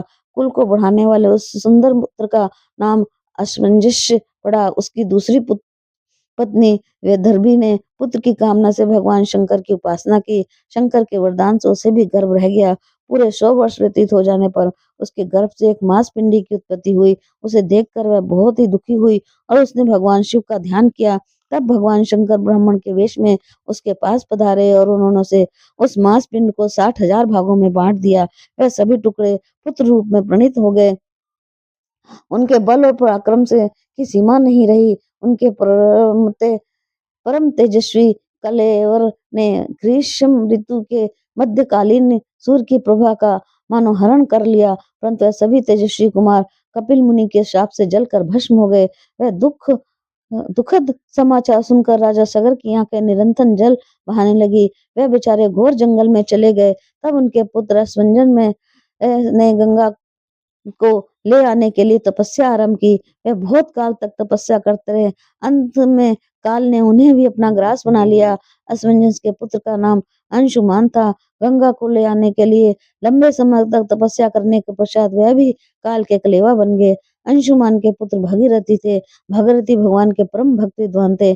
श्री हरि में अटूट श्रद्धा रखने वाले गुणवंत तथा वैष्णव पुरुष थे। गंगा को ले आने का निश्चय करके उन्होंने बहुत समय तक तपस्या की। अंत में भगवान श्री कृष्ण के उन्हें साक्षात दर्शन हुए। उस समय भगवान के श्री विग्रह से ग्रीष्मकालीन करोड़ों सूर्यों के समान प्रकाश फैल रहा था। उनके 2 भुजाएं थी। वह हाथ में मुरली लिए हुए थे। उनकी किशोर अवस्था थी। वह गोप के वेश में पधारे थे। कभी गोप सुंदरी राधा के रूप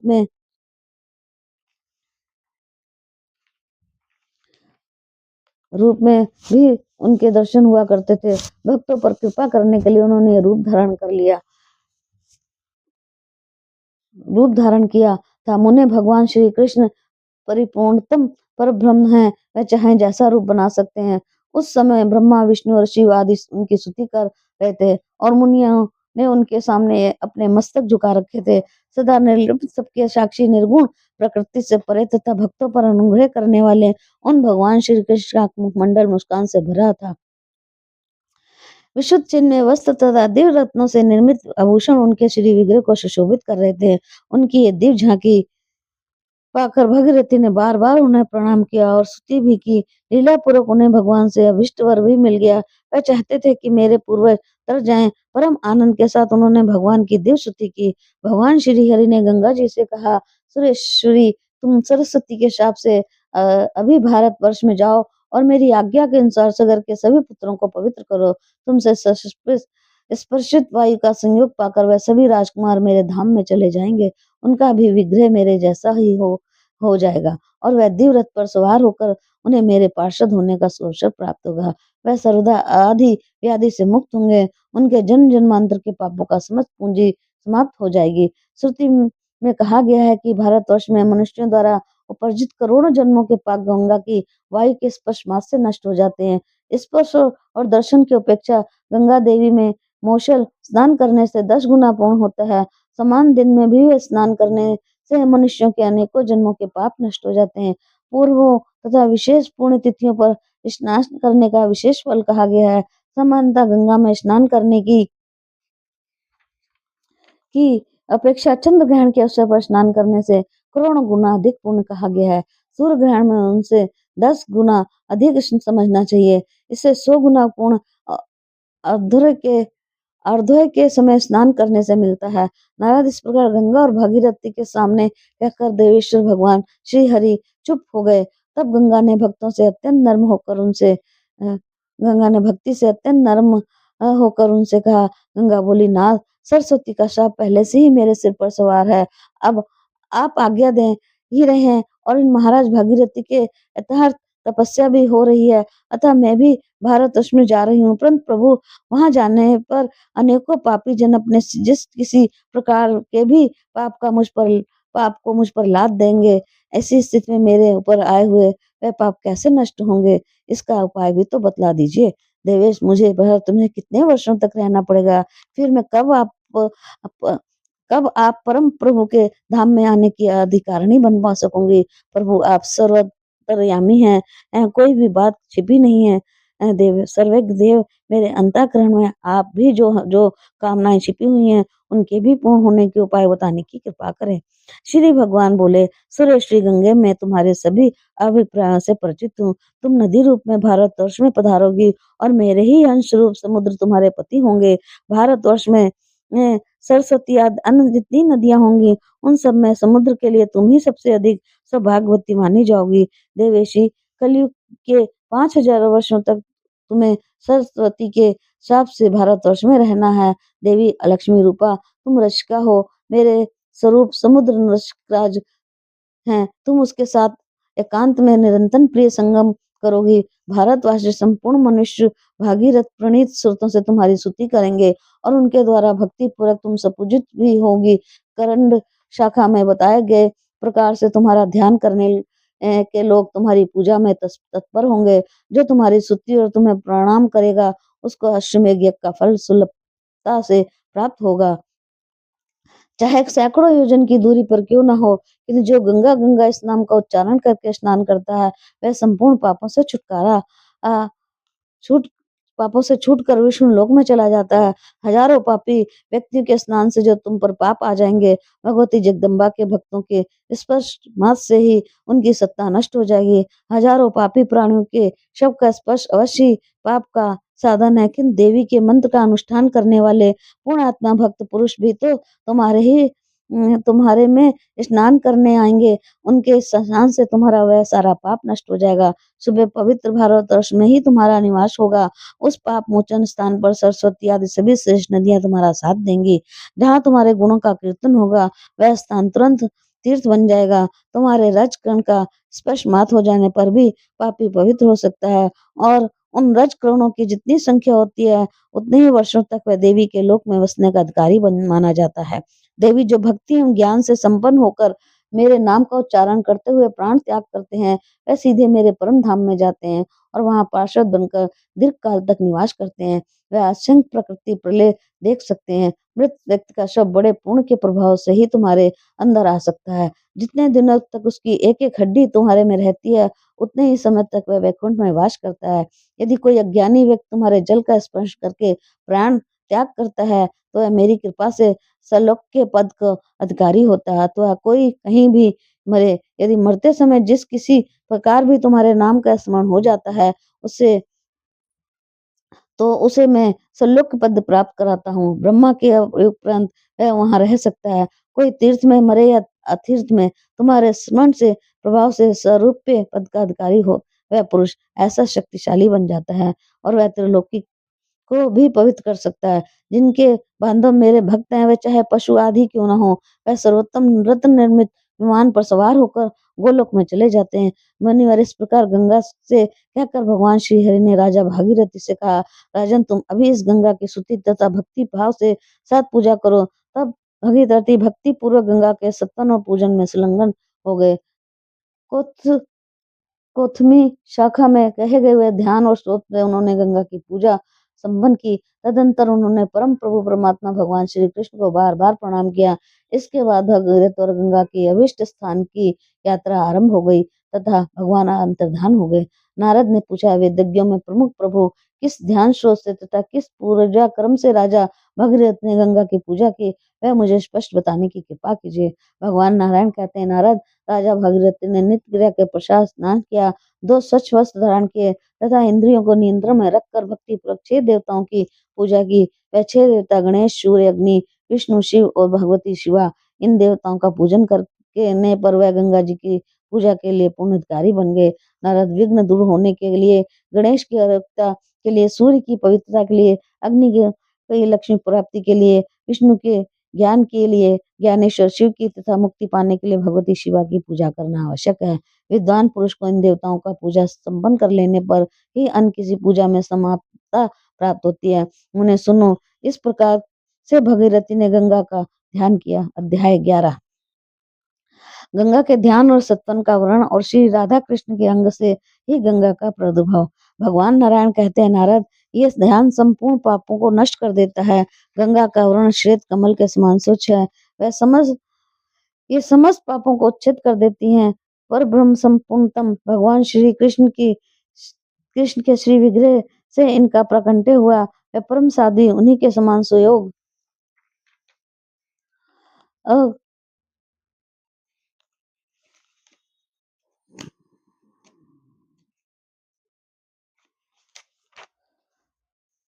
हैं, जिनमें वस्त्र उनकी शोभा बढ़ाते हैं, रत्न में भूषणों से विभूषित हैं।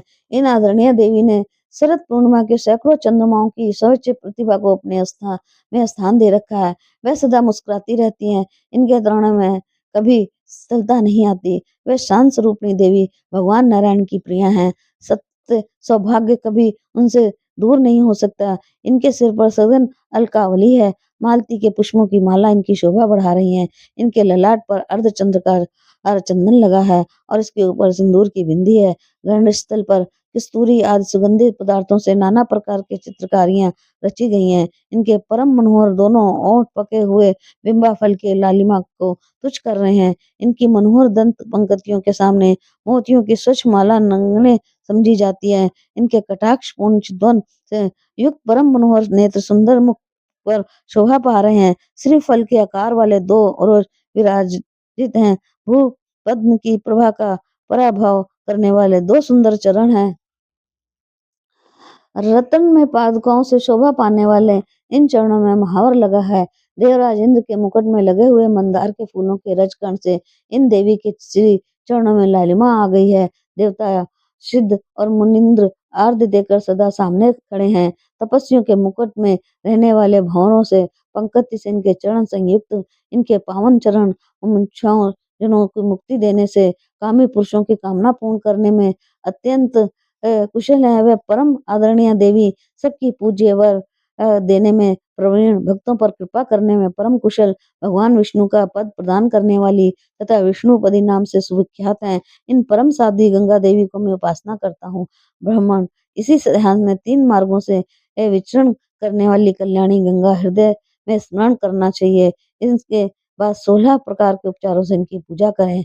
आसन, पाद, अर्ध स्नान, अनुलेपन, धूप, दीप, नैवेद्य, तांबुल, शीतल जल, वस्त्र, आभूषण, माला, चंदन, आचमन और सुंदर सैया ये अर्पण करने के योग 16 उपचार हैं। इन्हें भगवती गंगा को भक्ति पूर्वक समर्पण करके प्रणाम करें और दोनों हाथ जोड़कर स्तुति करें। इस प्रकार गंगा देवी की उपासना करने वाले बड़भागी पुरुष को अश्वमेध यज्ञ का फल प्राप्त होता है। नारद जी ने कहा, देवेश लक्ष्मीकांत जगतपते, अब मैं भगवान विष्णु की चरण संगनी भगवती गंगा के पाप हरी हैं पूर्ण पद स्रोत सुनना चाहता हूँ। भगवान नारायण कहते हैं, नारद सुनो, अब मैं पाप ध्वंसक पुण्यदायी स्रोत कहता हूँ। जो श्री गंगा जी भगवान शंकर के संगीत सुन करके परम मुग्ध हुए श्री कृष्ण के अंग से प्रकट हुई हैं तथा जो श्री राधा के द्रव से संपन्न है, उन भगवती गंगा को मैं प्रणाम करता हूँ। सृष्टि आरंभ होने के अवसर पर गोलोक के रास मंडल में जिनका आविर्भाव हुआ है, जो शंकर की सन्निधान में विराजती हैं, उन भगवती गंगा को मैं प्रणाम करता हूँ। कार्तिकी पूर्णिमा शुभ अवसर पर राधा महोत्सव मनाया जा रहा है था। अनेक गोप और गोपिकाएं विराजमान थी। उस समाज में शोभा पाने वाली भगवती गंगा को मैं प्रणाम करता हूँ, जो करोड़ों योजन विस्तृत लाख योजन चौड़ी है तथा जिनसे गोलोक भली भांति आच्छादित है। उन भगवती गंगा को मैं प्रणाम करता हूँ, जो 60 लाख योजन चौड़ी है, इससे चौगुने विस्तार से वैकुंठ में विराजती हैं। उन भगवती गंगा को मैं प्रणाम करता हूँ, जो 30 लाख योजन चौड़ी है, इससे 5 गुने विस्तार से ब्रह्मलोक में फैली है। उन भगवती गंगा को मैं प्रणाम करता हूँ। 30 लाख योजन चौड़ाई, इससे चौगुनी लंबाई में होकर जो शिवलोक में शोभा बढ़ाती हैं, उन भगवती गंगा को मैं प्रणाम करता हूँ। जो लाख योजन लंबी और 7 गुनी चौड़ी होकर ध्रुवलोक में छाई हैं, उन भगवती गंगा को मैं प्रणाम करता हूँ। चंद्रलोक में लाख योजन विस्तृत और 5 गुने धैर्य दृढ़ से फैले रहने वाली देवी गंगा को मैं प्रणाम करता हूँ। 60,000 योजन से दूरी और उससे 10 गुनी चौड़ी होकर जो सूर्यलोक में अवरत हैं, उन भगवती गंगा को मैं प्रणाम करता हूँ। जिनकी लंबाई लाख योजन तथा चौड़ाई उससे 10 गुनी है और जो तपोलोक में अवरत हैं, उन भगवती गंगा को मैं प्रणाम करता हूँ। 1,000 योजन विस्तृत तथा 10 गुना दीर्घ रूप बनकर बनाकर जल लोक में फैली रहने वाली भगवती गंगा को मैं प्रणाम करता हूँ। 10 लाख योजन लंबी है और उससे 5 गुनी चौड़ी होकर जो महर लोक में अवृत भगवती गंगा को मैं प्रणाम करता हूँ। कैलाश में जो 1,000 योजन विस्तृत तथा 100 योजन चौड़ी होकर फैली है, उन भगवती गंगा को मैं प्रणाम करता हूँ। जो 100 योजन लंबी और 10 योजन चौड़ी होकर मंदाकिनी नाम से चंद्रलोक में शोभा पाती हैं, उन भगवती गंगा को मैं प्रणाम करता हूँ। जो 10 योजन से विस्तृत तथा अपने कलेवर से 10 गुनी चौड़ी होकर पाताल लोक में भगवती के नाम से प्रसिद्ध है, उन भगवती गंगा को मैं प्रणाम करता हूँ। एक कोस विस्तृत तथा कहीं कहीं इससे भी कम होकर अलकनंदा नाम से जो पृथ्वी पर विराजमान है, उस भगवती गंगा को मैं प्रणाम करता हूँ। जैसे सतयुग में दूध के समान, त्रेता युग में चंद्रमा के समान, द्वापर में चंदन के समान तथा कलयुग में जल के समान होकर पृथ्वी पर अत्यंत जहाँ कहीं भी विचरती हैं, एवं स्वर्ग में जो निरंतर दूध के समान आभा वाली रहती हैं, उन भगवती गंगा को मैं प्रणाम करता हूँ। जिनके जल कण का स्पर्श होते ही पापियों के हृदय में ज्ञान प्रकट होकर अनेक जन्मों के उपरचित ब्रह्म हत्या आदि पापों को भस्म कर देता है, उन भगवती गंगा को मैं प्रणाम करता हूँ। ब्राह्मण इस प्रकार 21 पदों से गंगा की स्तुति की ही गई है। इस उत्तम स्रोत के पाठ करने से पाप नष्ट हो जाते हैं। यह पुण्य का उद्गम स्थान है, जो नित्य प्रति सूर्य श्री गंगा की भक्ति भाव के साथ पूजा करके ये स्रोत पढ़ता है तथा वह निस्संदेह है अश्वमेध यज्ञ के फल का नित्य अधिकारी हो जाता है। इस स्रोत के प्रभाव से संतानहीन पुत्रवान हो जाता है, स्त्रीहीन को स्त्री मिल जाती है, रोगी व्याधि से छूट जाता है तथा बंधन से पड़े हुए व्यक्ति के समस्त बंधन कट जाते हैं। ये बिल्कुल निश्चित है। इतना ही नहीं कि छिपी हुई कीर्ति वाले का जगत में उत्तम यश फैल जाता है तथा मूर्ख के हृदय में विचरने की श्रेष्ठ बुद्धि उत्पन्न हो सकती है। जो प्रातः काल उठकर इस पवित्र गंगा स्रोत का पाठ करता है, उस पर बुरे स्वप्न अपना अनिष्ट प्रभाव नहीं डाल सकते। साथ ही वे गंगा में स्नान करने का फल का भी भागी हो जाता है। भगवान नारायण कहते हैं, नारद राजा भगीरथी स्रोत से गंगा की स्तुति करके उन्हें साथ ले वहां पहुंचे, जहां गंगा सागर के 60,000 पुत्र जलकर भस्म हो गए थे। गंगा का स्पर्श करके बहने वाली वायु को स्पर्श होते हुए भी राजकुमार तुरंत वैकुंठ में चले गए। भगीरथी के सत्य प्रांत में गंगा का आगमन हुआ, अतः गंगा को भगीरथी कहते हैं। यूं गंगा का संपूर्ण उत्तम उपाख्यान कह दिया। ये पूर्णदायी उपाख्यान मोक्ष का अचूक साधन है। अब आगे तुम क्या सुनना चाहते हो?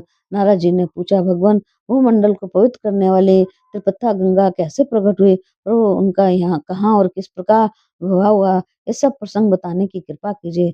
भगवान नारायण बोले, नारद एक समय की बात है, कार्तिक की पूर्णिमा थी। राधा महोत्सव बड़े धूमधाम से मनाया जा रहा था।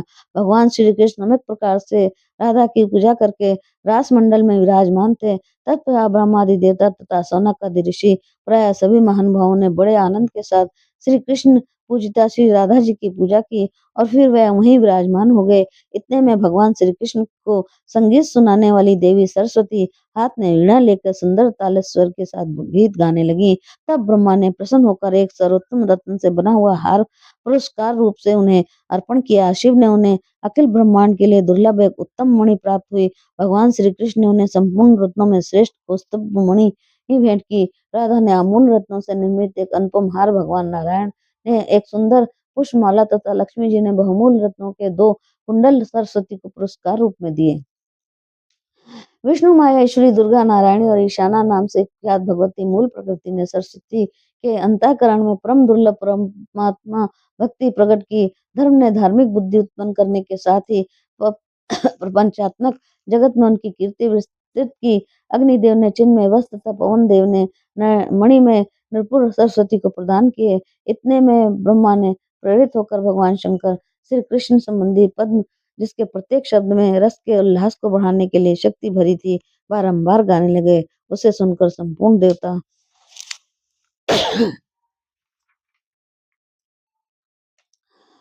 मूर्छित से हो गए। जान पड़ता था मानो सब चित्र विचित्र पुतले हैं। बड़ी कठिनता से किसी प्रकार उन्हें चेत हुआ। उस समय देखा गया कि समस्त रासमंडल में संपूर्ण स्थल जल से अप्लवित है।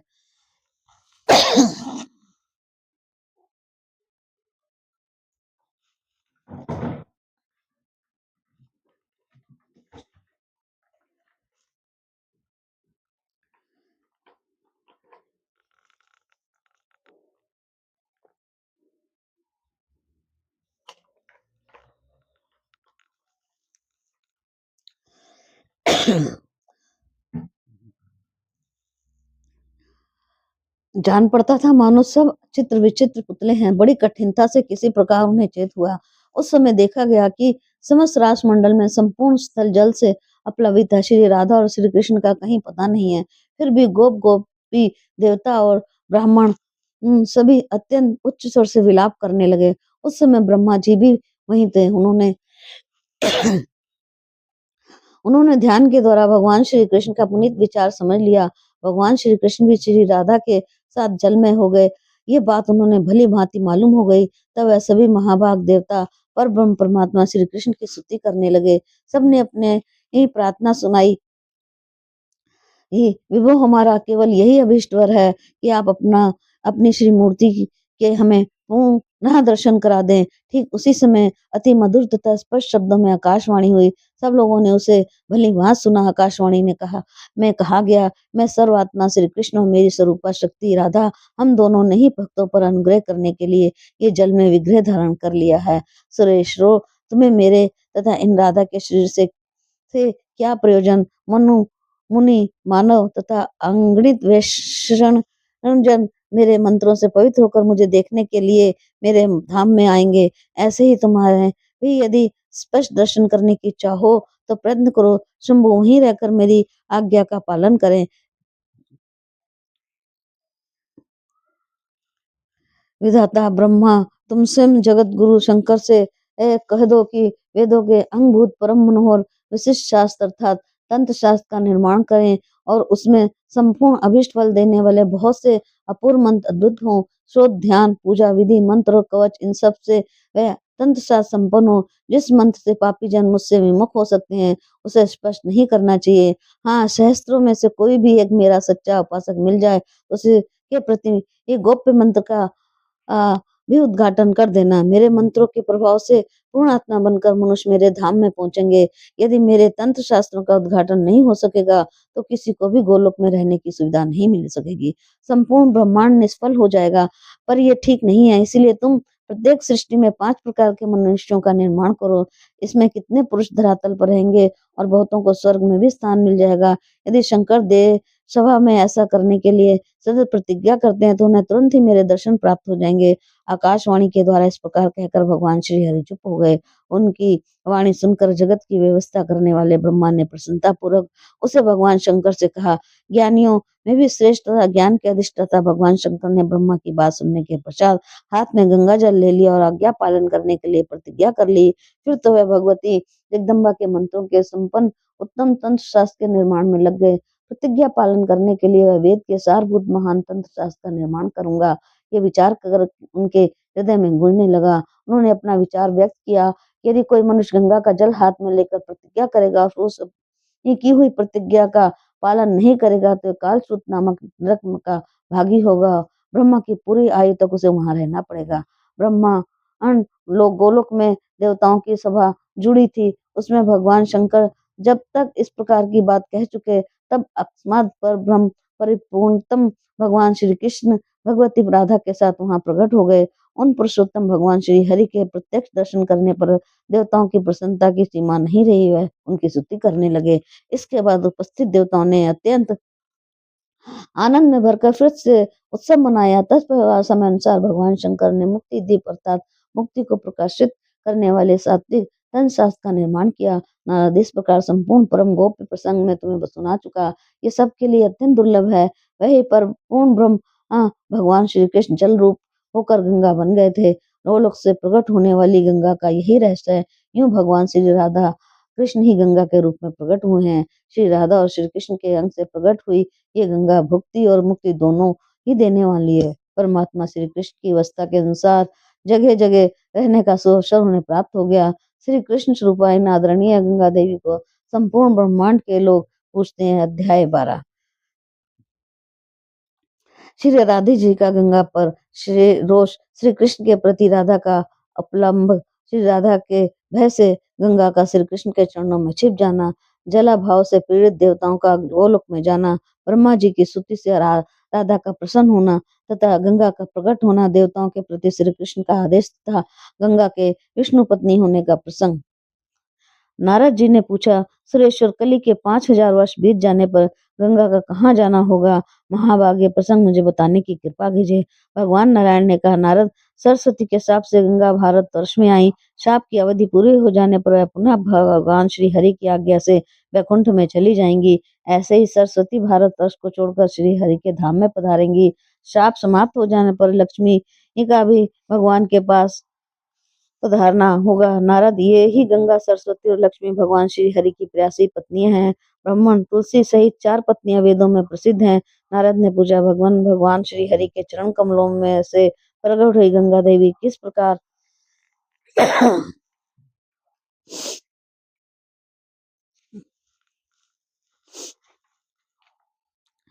प्रकार पर ब्रह्मा के कमंडल में रही तथा शंकर की प्रिया होने का सुअवसर उन्हें कैसे मिला?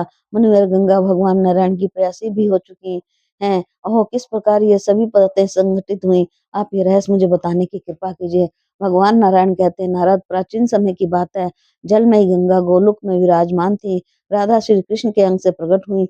यह गंगा उनका अंश है तथा साक्षात उनका स्वरूप ही है। जल में गंगा की अधिष्ठात्री देवी अत्यंत सुंदर रूप धारण करके भूमंडल पर पधारी। उनका शरीर नूतन यौवन से संपन्न था, सभी अंग अलंकारों से अलंकृत थे। शरद ऋतु के मध्य काल में खिले हुए कमल की भांति मुस्कान भरा उनका परम मनोहर मुख था। तपाए हुए स्वर्ण सदृश विग्रह की आभा थी। तेज में वह शरद काल के चंद्रमा को भी परास्त कर रही थी। मनोहर से भी मनोहर उनकी कांति थी। उन्होंने सुंदर सात्विक रूप धारण कर रखा था। विशाल 2 नेत्र अनुपम शोभा बढ़ा रहे थे। अत्यंत कटाक्षपूर्ण दृष्टि से वह देख रही थी। सुंदर अलकावली शोभा बढ़ा रही थी। उन्होंने मालती के पुष्पों का मनोहर हार पहन रखा था। ललाट पर अर्धचंद्रकार चंदन का तिलक था और उसके ऊपर सिंदूर की सुंदर बिंदी थी।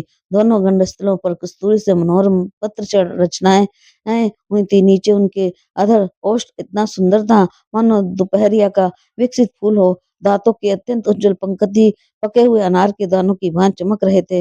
विशुद्ध 2 वस्त्रों को उन्होंने धारण कर रखा था। ऐसे ही वे गंगा लज्जा का भाव प्रदर्शित करती हुई भगवान श्री कृष्ण के पास विराजमान हो गई। निर्मेश नेत्रों से वह भगवान के मुख रूपी अमृत को प्रसन्नता पूर्वक निरंतर पान कर रही थी। उनका मुखमंडल प्रसन्नता से खिल रहा था। भगवान श्री कृष्ण के रूप ने उन्हें चेतना रहित तथा अत्यंत पुलकायमान बना दिया था।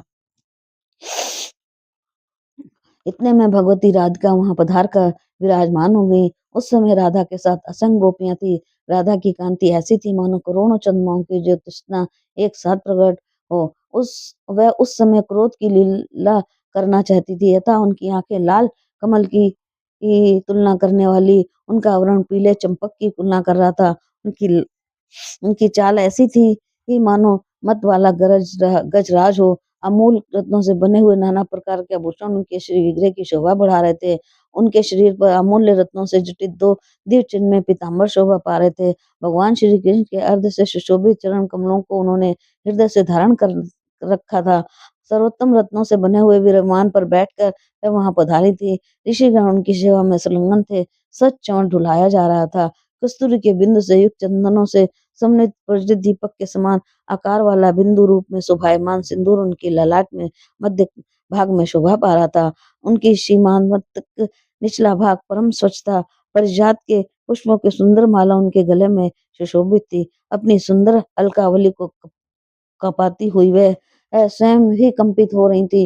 रोष के कारण उनके सुंदर रागयुक्त ओष्ठ फड़फड़ा रहे थे। भगवान श्री कृष्ण के पास जाकर वह सुंदर रत्न में सिंहासन पर विराजित हो गई। उन्होंने उनको पधारे देखकर भगवान श्री कृष्ण उठ गए और कुछ हंसकर आश्चर्य प्रकट करते हुए मधुर वचनों से उनसे बातचीत करने लगे। उस समय गोपों के भय की सीमा न रही। नम्रता के कारण कंधे झुकाकर उन्होंने भगवती राधिका को प्रणाम किया और वह उनकी स्तुति करने लगे। पर ब्रह्म श्री कृष्ण ने भी राधिका की स्तुति की। गंगा भी तुरंत उठ गई और उन्होंने राधा का स्तवन किया। उनके हृदय में भय छा गया था। अत्यंत विनय प्रकट करते उन्होंने राधा से कुशल पूछी और डरकर नीचे खड़ी हो गई। ध्यानपूर्वक भगवान श्री कृष्ण के चरण कमल की शरण ही उनके लिए एकमात्र आधार थी। अपने हृदय रूपी कमल में स्थित गंगा को देखकर भगवान श्री कृष्ण ने उन पर डरी हुई देवी को अभय प्रदान किया। इस प्रकार सर्वेश्वर श्री कृष्ण ने वर पाकर देवी गंगा स्थिर चित्त हो सकी। तब अब गंगा ने देखा देवी राधिका ऊंचे सिंहासन पर बैठी हैं। उनका रूप परम मनोहर है। वह देखने में बड़ी ही सुखप्रद है। ब्रह्म तेज से उनका श्री विग्रह प्रकाशमान हो रहा है। वह सनातनी देवी सृष्टि के आदि से असंख्य ब्रह्माओं के और रचती हैं। उनकी अवस्था सदा 12 वर्ष की रहती है। अभिनव भवन से उनका विग्रह परम शोभा पाता है। अखिल विश्व में उनके श्रेष्ठ रूपवती और गुणवती कोई भी नहीं है। वह परम शांत कमनीय अत्यंत परम साध्वी तथा आदि अंत रहित उन्हें शुभा सुभद्रा और सुभगा कहा जाता है। अपने स्वामी के सौभाग्य से वह सदा संपन्न रहती हैं। संपूर्ण स्त्रियों में वह श्रेष्ठ है तथा परम सौंदर्य ऐसे सुशोभित उन्हें भगवान श्री कृष्ण की अर्धांगिनी कहा जाता है। तेज अवस्था और प्रकाश में वह भगवान श्री कृष्ण के ही समान है। लक्ष्मीपति भगवान विष्णु ने लक्ष्मी को साथ लेकर उन महालक्ष्मी की उपासना की है। परमात्मा श्री कृष्ण की सुमुज्वल शोभा को वह अपनी कांति से सदा आच्छादित करती हैं। सखियों का दिया हुआ दुर्लभ पान उनके मुख में शोभा पा रहा है। वह स्वयं अजन्मा होते हुए अखिल जगत की अजननी है। उनकी कीर्ति और प्रतिष्ठा विश्व में सर्वत्र विस्तृत है। वह भगवान श्री कृष्ण के प्राणों को साक्षात अधिष्ठात्री देवी हैं। उन परम सुंदरी देवी को भगवान प्राणों से भी अधिक प्रिय मानते हैं। नारद राक्षेश्वरी श्री राधा की इस अनुपम झांकी को देखकर गंगा का मन तृप्त न हो सका। वह निर्निमेष नेत्रों से निरंतर राधा सौंदर्य सुधा का पान करती रही। उन्हें इतने में राधा ने मधुर मधुर वाणी में जगदीश्वर भगवान श्री कृष्ण से कहा। उस समय श्री राधा का विग्रह परम शांत था। उनमें नम्रता आ गई थी और उनके मुख पर मुस्कान छाई थी। श्री राधा ने कहा, प्राणेश, आपके प्रसन्न मुख कमल को मुस्कुराकर निहारने वाली ये कल्याणी कौन है? इसके तिरछे नेत्र आपको लक्ष्य कर रहे हैं। इसके भीतर मिलने इच्छा का भाव जागृत है। आपके मनोहर रूप ने इसे अचेत कर दिया है। इसके सर्वांग पुलकित हो रहे हैं। वत्स से मुख ढककर बार बार आपको देखा करना मानो इनका स्वभाव ही बन गया है। आप भी उसकी ओर दृष्टिपात करके मधुर मधुर हंस रहे हैं। कोमल स्वभाव की स्त्री जाति होने के कारण प्रेम वश में क्षमा कर देती हूँ। आपने विरजा रजोगुण रहिता देवी से प्रेम किया, फिर वे अपना शरीर त्याग कर महान नदी के रूप में परिणित हो गई। आपकी इस कीर्ति स्वरूपणी ये देवी नदी रूप में अब भी विराजमान है। आपकी ओर से उससे समय अनुसार 7 समुद्र उत्पन्न हो गए हैं। प्राणनाथ, आपने शोभा से प्रेम किया, वह भी इस शरीर त्याग कर चंद्रमंडल में चली गई। तदनंतर इसका शरीर परम सिद्ध तेज बन गया। आपने इस तेज को टुकड़े टुकड़े करके वितरण कर दिया। रत्न श्रवण श्रेष्ठ मणि, स्त्रियों के मुख कमल, राजा पुष्पों की कलियां, पके हुए फल, लहलहाती खेतियां, राजाओं के सजे धजे महल, नवीन पात्र दूध ये सब आपके द्वारा उस शोभा के कुछ कुछ भाग पा गए। मैंने आपको प्रभा के साथ प्रेम करते देखा, वह भी शरीर त्याग कर सूर्यमंडल में प्रवेश कर गई। उस समय उसका शरीर अत्यंत तेजोमय बन गया। उस तेजोमयी प्रभा को आपने विभाजन करके जगह जगह बांट दिया। श्री कृष्ण आपकी आंखों से दूर हुई हुई प्रभा अग्नि, यक्ष, नरेश, देवता, वैष्णव, भजन, नाग, ब्राह्मण, मुनि, तपस्वी, सौभाग्यवती स्त्री तथा यशस्वी पुरुष, इन सबको थोड़े थोड़े रूपों में प्राप्त हुई। एक बार मैंने आपको शांति नामक गोपी के साथ रासमंडल में प्रेम करते देखा था प्रभु। वह शांति भी आपने इस शरीर को छोड़कर आप में लीन हो गई। उस समय उसका शरीर उत्तम गुण के रूप से प्रणीत हो गया।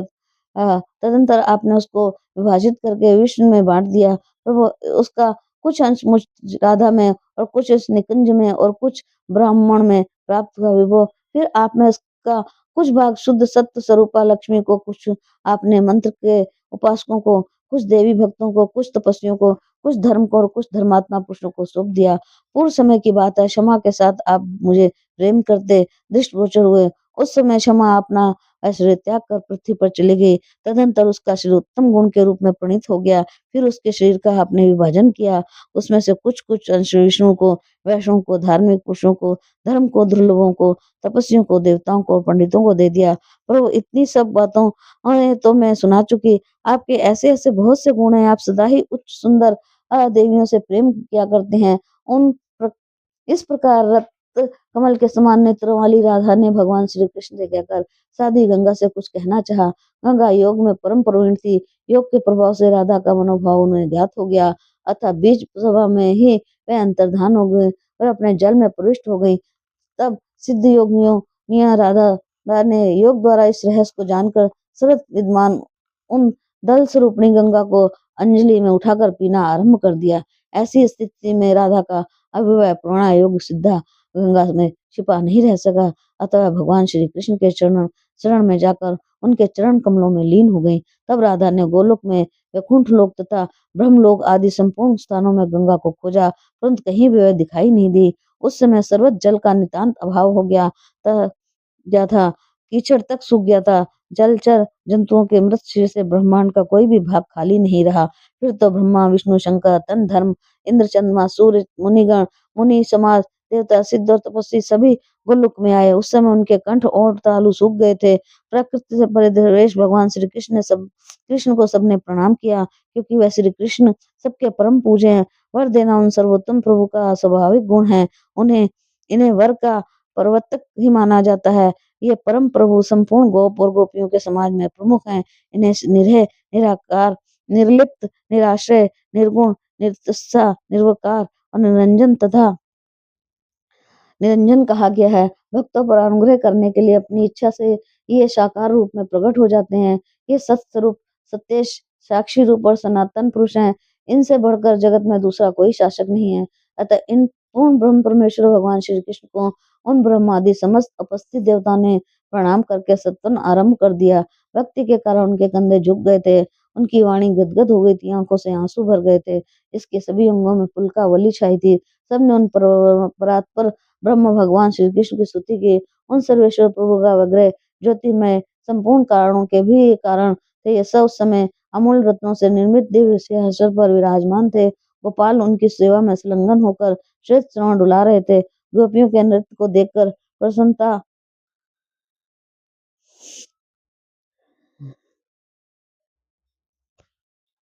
के कारण उनका मुखमंडल मुस्कान से भरा था। प्राणों से भी अधिक प्रिय राधा श्री राधा उनके वक्षस्थल पर शोभा पा रही थी।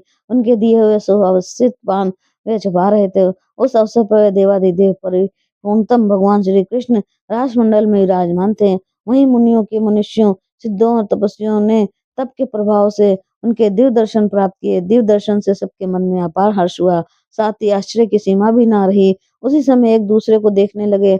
तत्पश्चात उस समय सज्जनों ने अपना अभीष्ट अभिप्राय जगत प्रभु चतुरानंद ब्रह्मा से निवेदित किया। ब्रह्मा जी ने उनकी प्रार्थना सुनकर विष्णु को दाहिने और महादेव को बाएं करके भगवान श्री कृष्ण के निकट पहुंचे। उस समय परम आनंद स्वरूप श्री कृष्ण और परम आनंद स्वरूपणी श्री राधा के साथ विराजमान थे। उसी समय ब्रह्मा ने राष्ट्रमंडल को केवल श्री कृष्ण में देखा। सबकी वेशभूषा एक समान थी, सभी एक जैसे आसनों पर बैठे थे। द्रविड़ श्री कृष्ण के रूप में प्रणीत, सभी ने हाथों में मुरली ले रखी थी। वनमाला सबकी छवि बढ़ा रहे थे। सबके मुकुट में मोर के पंख थे। कौस्तुभमणि से वह सभी परम सुशोभित थे। गुण भूषण रूप तेज अवस्था और प्रभा से संपन्न उन सबका अत्यंत कमनीय विग्रह परम शांत था। सभी परिपूर्णतम थे और सब में सभी शक्तियां सन्निहित थी। वह उन्हें देखकर कौन सेवक है और कौन सेवक, ये इस बात का निर्णय करने में ब्रह्मा सफल नहीं हो सके। क्षण भर में ही भगवान श्री कृष्ण तेज स्वरूप हो जाते हैं और तुरंत आसन पर बैठे हुए भी दिखाई पड़ने लगते। एक ही क्षण में उनके दो रूप, निराकार और साकार रूप, ब्रह्मा को दृष्टिगोचर हुए। फिर एक ही क्षण में ब्रह्मा जी ने देखा कि भगवान श्री कृष्ण अकेले हैं। इसके बाद तुरंत ही झट उन्हें राधा और कृष्ण प्रत्येक आसन पर बैठे दिख पड़े। फिर क्या देखते हैं कि भगवान श्री कृष्ण ने राधा का रूप धारण कर लिया और राधा ने श्री कृष्ण का, कौन स्त्री के वेश में और कौन पुरुष के वेश में विधाता इस रहस्य को समझ ना सके। तब ब्रह्मा जी ने अपने हृदय रूपी कमल पर विराजमान भगवान श्री कृष्ण का ध्यान किया। ध्यान चुष्ट से भगवान दिख गए, अतः उन्होंने उनके प्रकार से परिहार करते हुए भक्ति पूर्वक उनकी स्तुति की। तत्पश्चात भगवान की आज्ञा से उन्होंने अपनी आंखें मूंद ली। फिर देखा श्री राधा को वक्षस्थल पर बैठाए हुए भगवान श्री कृष्ण आसन पर अकेले ही विराजमान है। उन्हें पार्षदों ने घेर रखा है, उनके झुंड गोपियां उनकी शोभा बढ़ा रही हैं। फिर उन ब्रह्मा प्रभुति प्रधान देवताओं ने उन्हें परम प्रभु भगवान के दर्शन करके प्रणाम किया और स्तुति भी की। तब जो सबके आत्मा सब कुछ जानने में कुशल, सबके शासक तथा सर्वभावन उन लक्ष्मीवती पर ब्रह्म भगवान श्री कृष्ण ने उपस्थित देवताओं का अभिप्राय समझकर उनसे कहा। भगवान श्री कृष्ण बोले, ब्राह्मण आपकी कुशल हो यहाँ आइए। मैं समझ गया आप सभी महानुभाव गंगा को ले जाने के लिए यहाँ उतारे हैं, परंतु इस समय यहाँ गंगा शरणार्थी बनकर मेरे चरणों कमलों में छिपी है। कारण वह मेरे पास बैठी थी। राधा जी उसे देखकर पी जाने के लिए उद्यत हो गई। तब वह चरणों में आकर ठहर गई। मैं आप लोगों को उसे सहर्ष दे दूंगा, परंतु आप पहले उसको निर्भय बनाने का पूर्ण प्रयत्न करें। नारद भगवान श्री कृष्ण की ये बात सुनकर कमलोदर ब्रह्मा का मुख मुस्कान से भर गया। फिर तो वह संपूर्ण देवताओं और सबकी आराध्य तथा भगवान श्री कृष्ण से भी सुपूजिता है, उन भगवती राधा की स्तुति करने में संलग्न हो गए। भक्ति के कारण अत्यंत विनीत होकर ब्रह्मा जी ने अपने चारों मुखों से राधा जी की स्तुति की। चारों वेदों के प्रणेता चित्रानंद ब्रह्मा ने भगवती राधा का इस प्रकार स्तुति किया। ब्रह्मा जी बोले, देवी ये गंगा आपके तथा भगवान श्री कृष्ण के श्री अंग से संबंध संपन्न हैं आप दोनों महानुभाव रासमंडल में पधारे हैं। शंकर के संगीत ने आपको मुक्त कर दिया है। उसी अवसर पर उपद्र रूप से प्रकट हो गई, अतः आप तथा श्री कृष्ण के अंग से सुसंपन्न होने के कारण ये आपकी प्रिय पुत्री के समान शोभा पाने वाली गंगा आपके मंत्र का अभ्यास करके उपासना करे। इसके द्वारा आपकी आराधना तो होनी चाहिए। फल स्वरूप वैकुंठ पति चतुर्भुज भगवान श्री आपके पति हो जाएंगे। साथ ही अपनी एक कला से ये भूमंडल पर भी पधारेंगी और वहां भगवान के अंशार समुद्र को इनका पति बनने का सुअवसर प्राप्त होगा। माता ये गंगा जैसे गोलोक में है, वैसे इसे सर्वत्र रहना चाहिए। आप देवश्रेष्ठ की माता हैं और ये सदा के लिए आपकी पुत्री हैं। नारद ब्रह्मा की इस प्रार्थना को सुनकर भगवती राधा हंस पड़ी। उन्होंने ब्रह्मा जी की सभी बातों को स्वीकार कर लिया। तब गंगा श्री कृष्ण के चरण के अंगूठे के नखाग्र से निकल कर वहीं विराजमान हो गई। सब लोगों ने उनका सम्मान किया। फिर जल स्वरूपा गंगा से उसकी यह अधिष्ठात्री देवी जल से निकलकर परम शांत श्री विग्रह से शोभा पाने ब्रह्मा ने गंगा को उस जल को अपने कमंडल में रख लिया। भगवान शंकर ने उस जल को अपने मस्तक पर स्थान दिया। तत्पश्चात कमलोद्भव ब्रह्मा ने गंगा को राधा मंत्र की दीक्षा दी। साथ ही राधा के स्त्रोत, कवच, स्त्रोत, पूजा और ध्यान की विधि भी बतलाई। वह सभी अनुष्ठान कर्म सामवेद कथित थे। गंगा ने नियमों के द्वारा राधा की पूजा करके वैकुंठ के लिए प्रस्थान किया। उन्हें लक्ष्मी, सरस्वती, गंगा, विश्व पावनी तुलसी, ये चारों देवियां भगवान नारायण की पत्नी हैं। तत्पश्चात परमात्मा भगवान श्री कृष्ण ने हंसकर ब्रह्मा को दुर्बोध्र एवं अपरिचित समय बातें बतलाई। ब्रह्म भगवान श्री कृष्ण ने कहा, ब्राह्मण तुम गंगा को स्वीकार करो। वैष्णव महेश्वर विधाता है, मैं समय की स्थिति का परिचय कराता हूँ। आपको ध्यान देकर सुनना चाहिए। तुम लोग तथा अन्य जो देवता, मुनिगण, मनुष्य और यशस्वी यहाँ आए हुए हैं, इन्हीं को जीवित समझना चाहिए, क्योंकि गोलोक में काल के चक्र का प्रभाव नहीं पड़ता। इस समय कल समाप्त होने के कारण सारा विश्व जलावरण में डूब गया है। विविध ब्रह्मांडों में रहने वाले जो ब्रह्मा आदि प्रधान देवता हैं, वे सब समय मुझ में विलीन हो गए हैं। ब्राह्मण केवल वैकुंठ को छोड़कर और सब का सब जलमग्न है। तुम जाकर पुनः ब्रह्मलोक आदि की सृष्टि करो, अपने ब्रह्मांड की भी रचना करना आवश्यक है। इसके पश्चात गंगा वहाँ जाएँगी। इसी प्रकार इसी प्रकार मैं अन्य ब्रह्मांडों में भी इस सृष्टि के इस अवसर पर ब्रह्मादि लोकों की रचना का प्रयत्न करता हूँ। अब तुम देवताओं के साथ यहाँ से शीघ्र पधारो। बहुत समय व्यतीत हो गया। तुम लोगों में ब्रह्मा कई ब्रह्मा समाप्त हो गए हैं और कितने अभी होंगे भी। उन्हें इस प्रकार कहकर राधे राधा के प्राणपति भगवान श्री कृष्ण अंतःपुर में चले गए।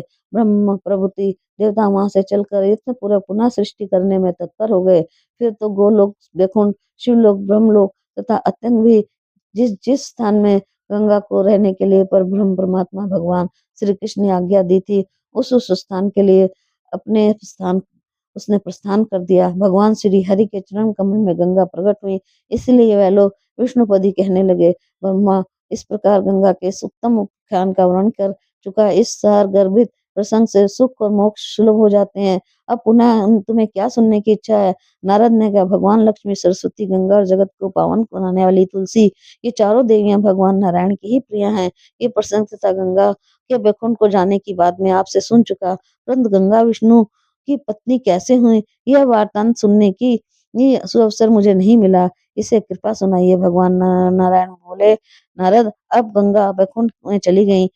तब थोड़ी देर के बाद जगत की व्यवस्था करने वाले ब्रह्मा भी उसके साथ ही वैकुंठ पहुंचे और जगत प्रभु भगवान श्री हरि को प्रणाम करके कहने लगे। ब्रह्मा जी ने कहा, भगवान श्री राधा और श्री कृष्ण के अंग से प्रकट हुई ब्रह्म स्वरूपिणी गंगा इस समय एक सुशीला देवी के रूप में विराजमान है। दिव्य यौवन से संपन्न होने के कारण उनका शरीर परम मनोहर जान पड़ता है। शुद्ध एवं सत्य स्वरूपिणी उस देवी में क्रोध और अहंकार लेश मात्र भी नहीं है। श्री कृष्ण के अंग से प्रकट हुई वह गंगा उन्हें छोड़ किसी दूसरे को पति नहीं बनाना चाहती थी, किंतु परम तेजस्वी राधा ऐसा नहीं चाहती थी। वह माननीय राधा इस गंगा को भी जाना चाहती थी, परंतु बड़ी बुद्धिमानी के साथ ये परमात्मा श्री कृष्ण के चरण कमलों में प्रविष्ट हो गई। इसी से रक्षा हुई। उस समय सर्वत्र सूखे हुए ब्रह्मांड गोलोक को देखकर मैं गोलोक में गया। सर्वंतयामी भगवान श्री कृष्ण संपूर्ण वार्तान जानने के लिए वहां विराजमान थे। उन्होंने सबका अभिप्राय समझकर अपने चरण कमल के नखद से उसे बाहर निकाल दिया।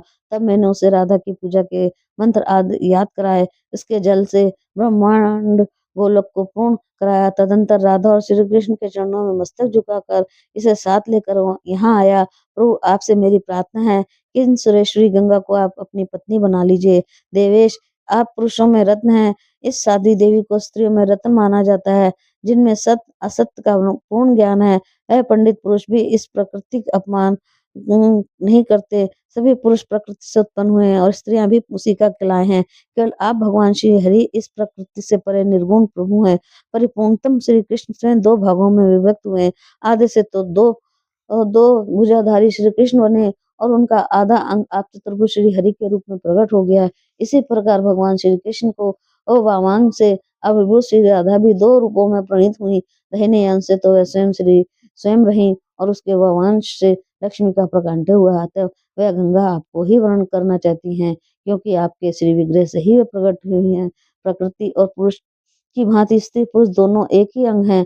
उन्हें इस प्रकार कहकर महाभाग ब्रह्मा ने भगवान श्री हरि के पास गंगा को बिठा दिया और वहां से चल पड़े। फिर तो स्वयं श्री हरि विग्रह के नियमानुसार गंगा के पुष्प एवं चंदन से चर्चित कर कमलों को ग्रहण कर लिया और वह उसके प्रीतम पति बन गए। जो गंगा पृथ्वी पर पधार चुकी थी, वह भी समय अनुसार अपने उस स्थान पर पुनः आ गई। यूं भगवान के चरण कमल से प्रकट होने के कारण इस गंगा को विष्णुपदी नाम से भी प्रसिद्धि हुई। गंगा के प्रति सरस्वती के मन में जो डर था वह निरंतर बना रहा। गंगा सरस्वती से कुछ द्वेष नहीं रखती थी। अंत में ऊब कर श्री विष्णु प्रिया गंगा ने सरस्वती को भारतवर्ष में जाने का शाप दे दिया। उन्हें इस प्रकार लक्ष्मीपति भगवान श्री हरि हुई। गंगा सहित 3 पत्नियां हैं। बाद में तुलसी जी भी प्रिय पत्नी बनने का सौभाग्य प्राप्त हो गया। अतः तुलसी सहित ये 4 प्रियासी पत्नियां कही गई हैं। अध्याय 13 और 14।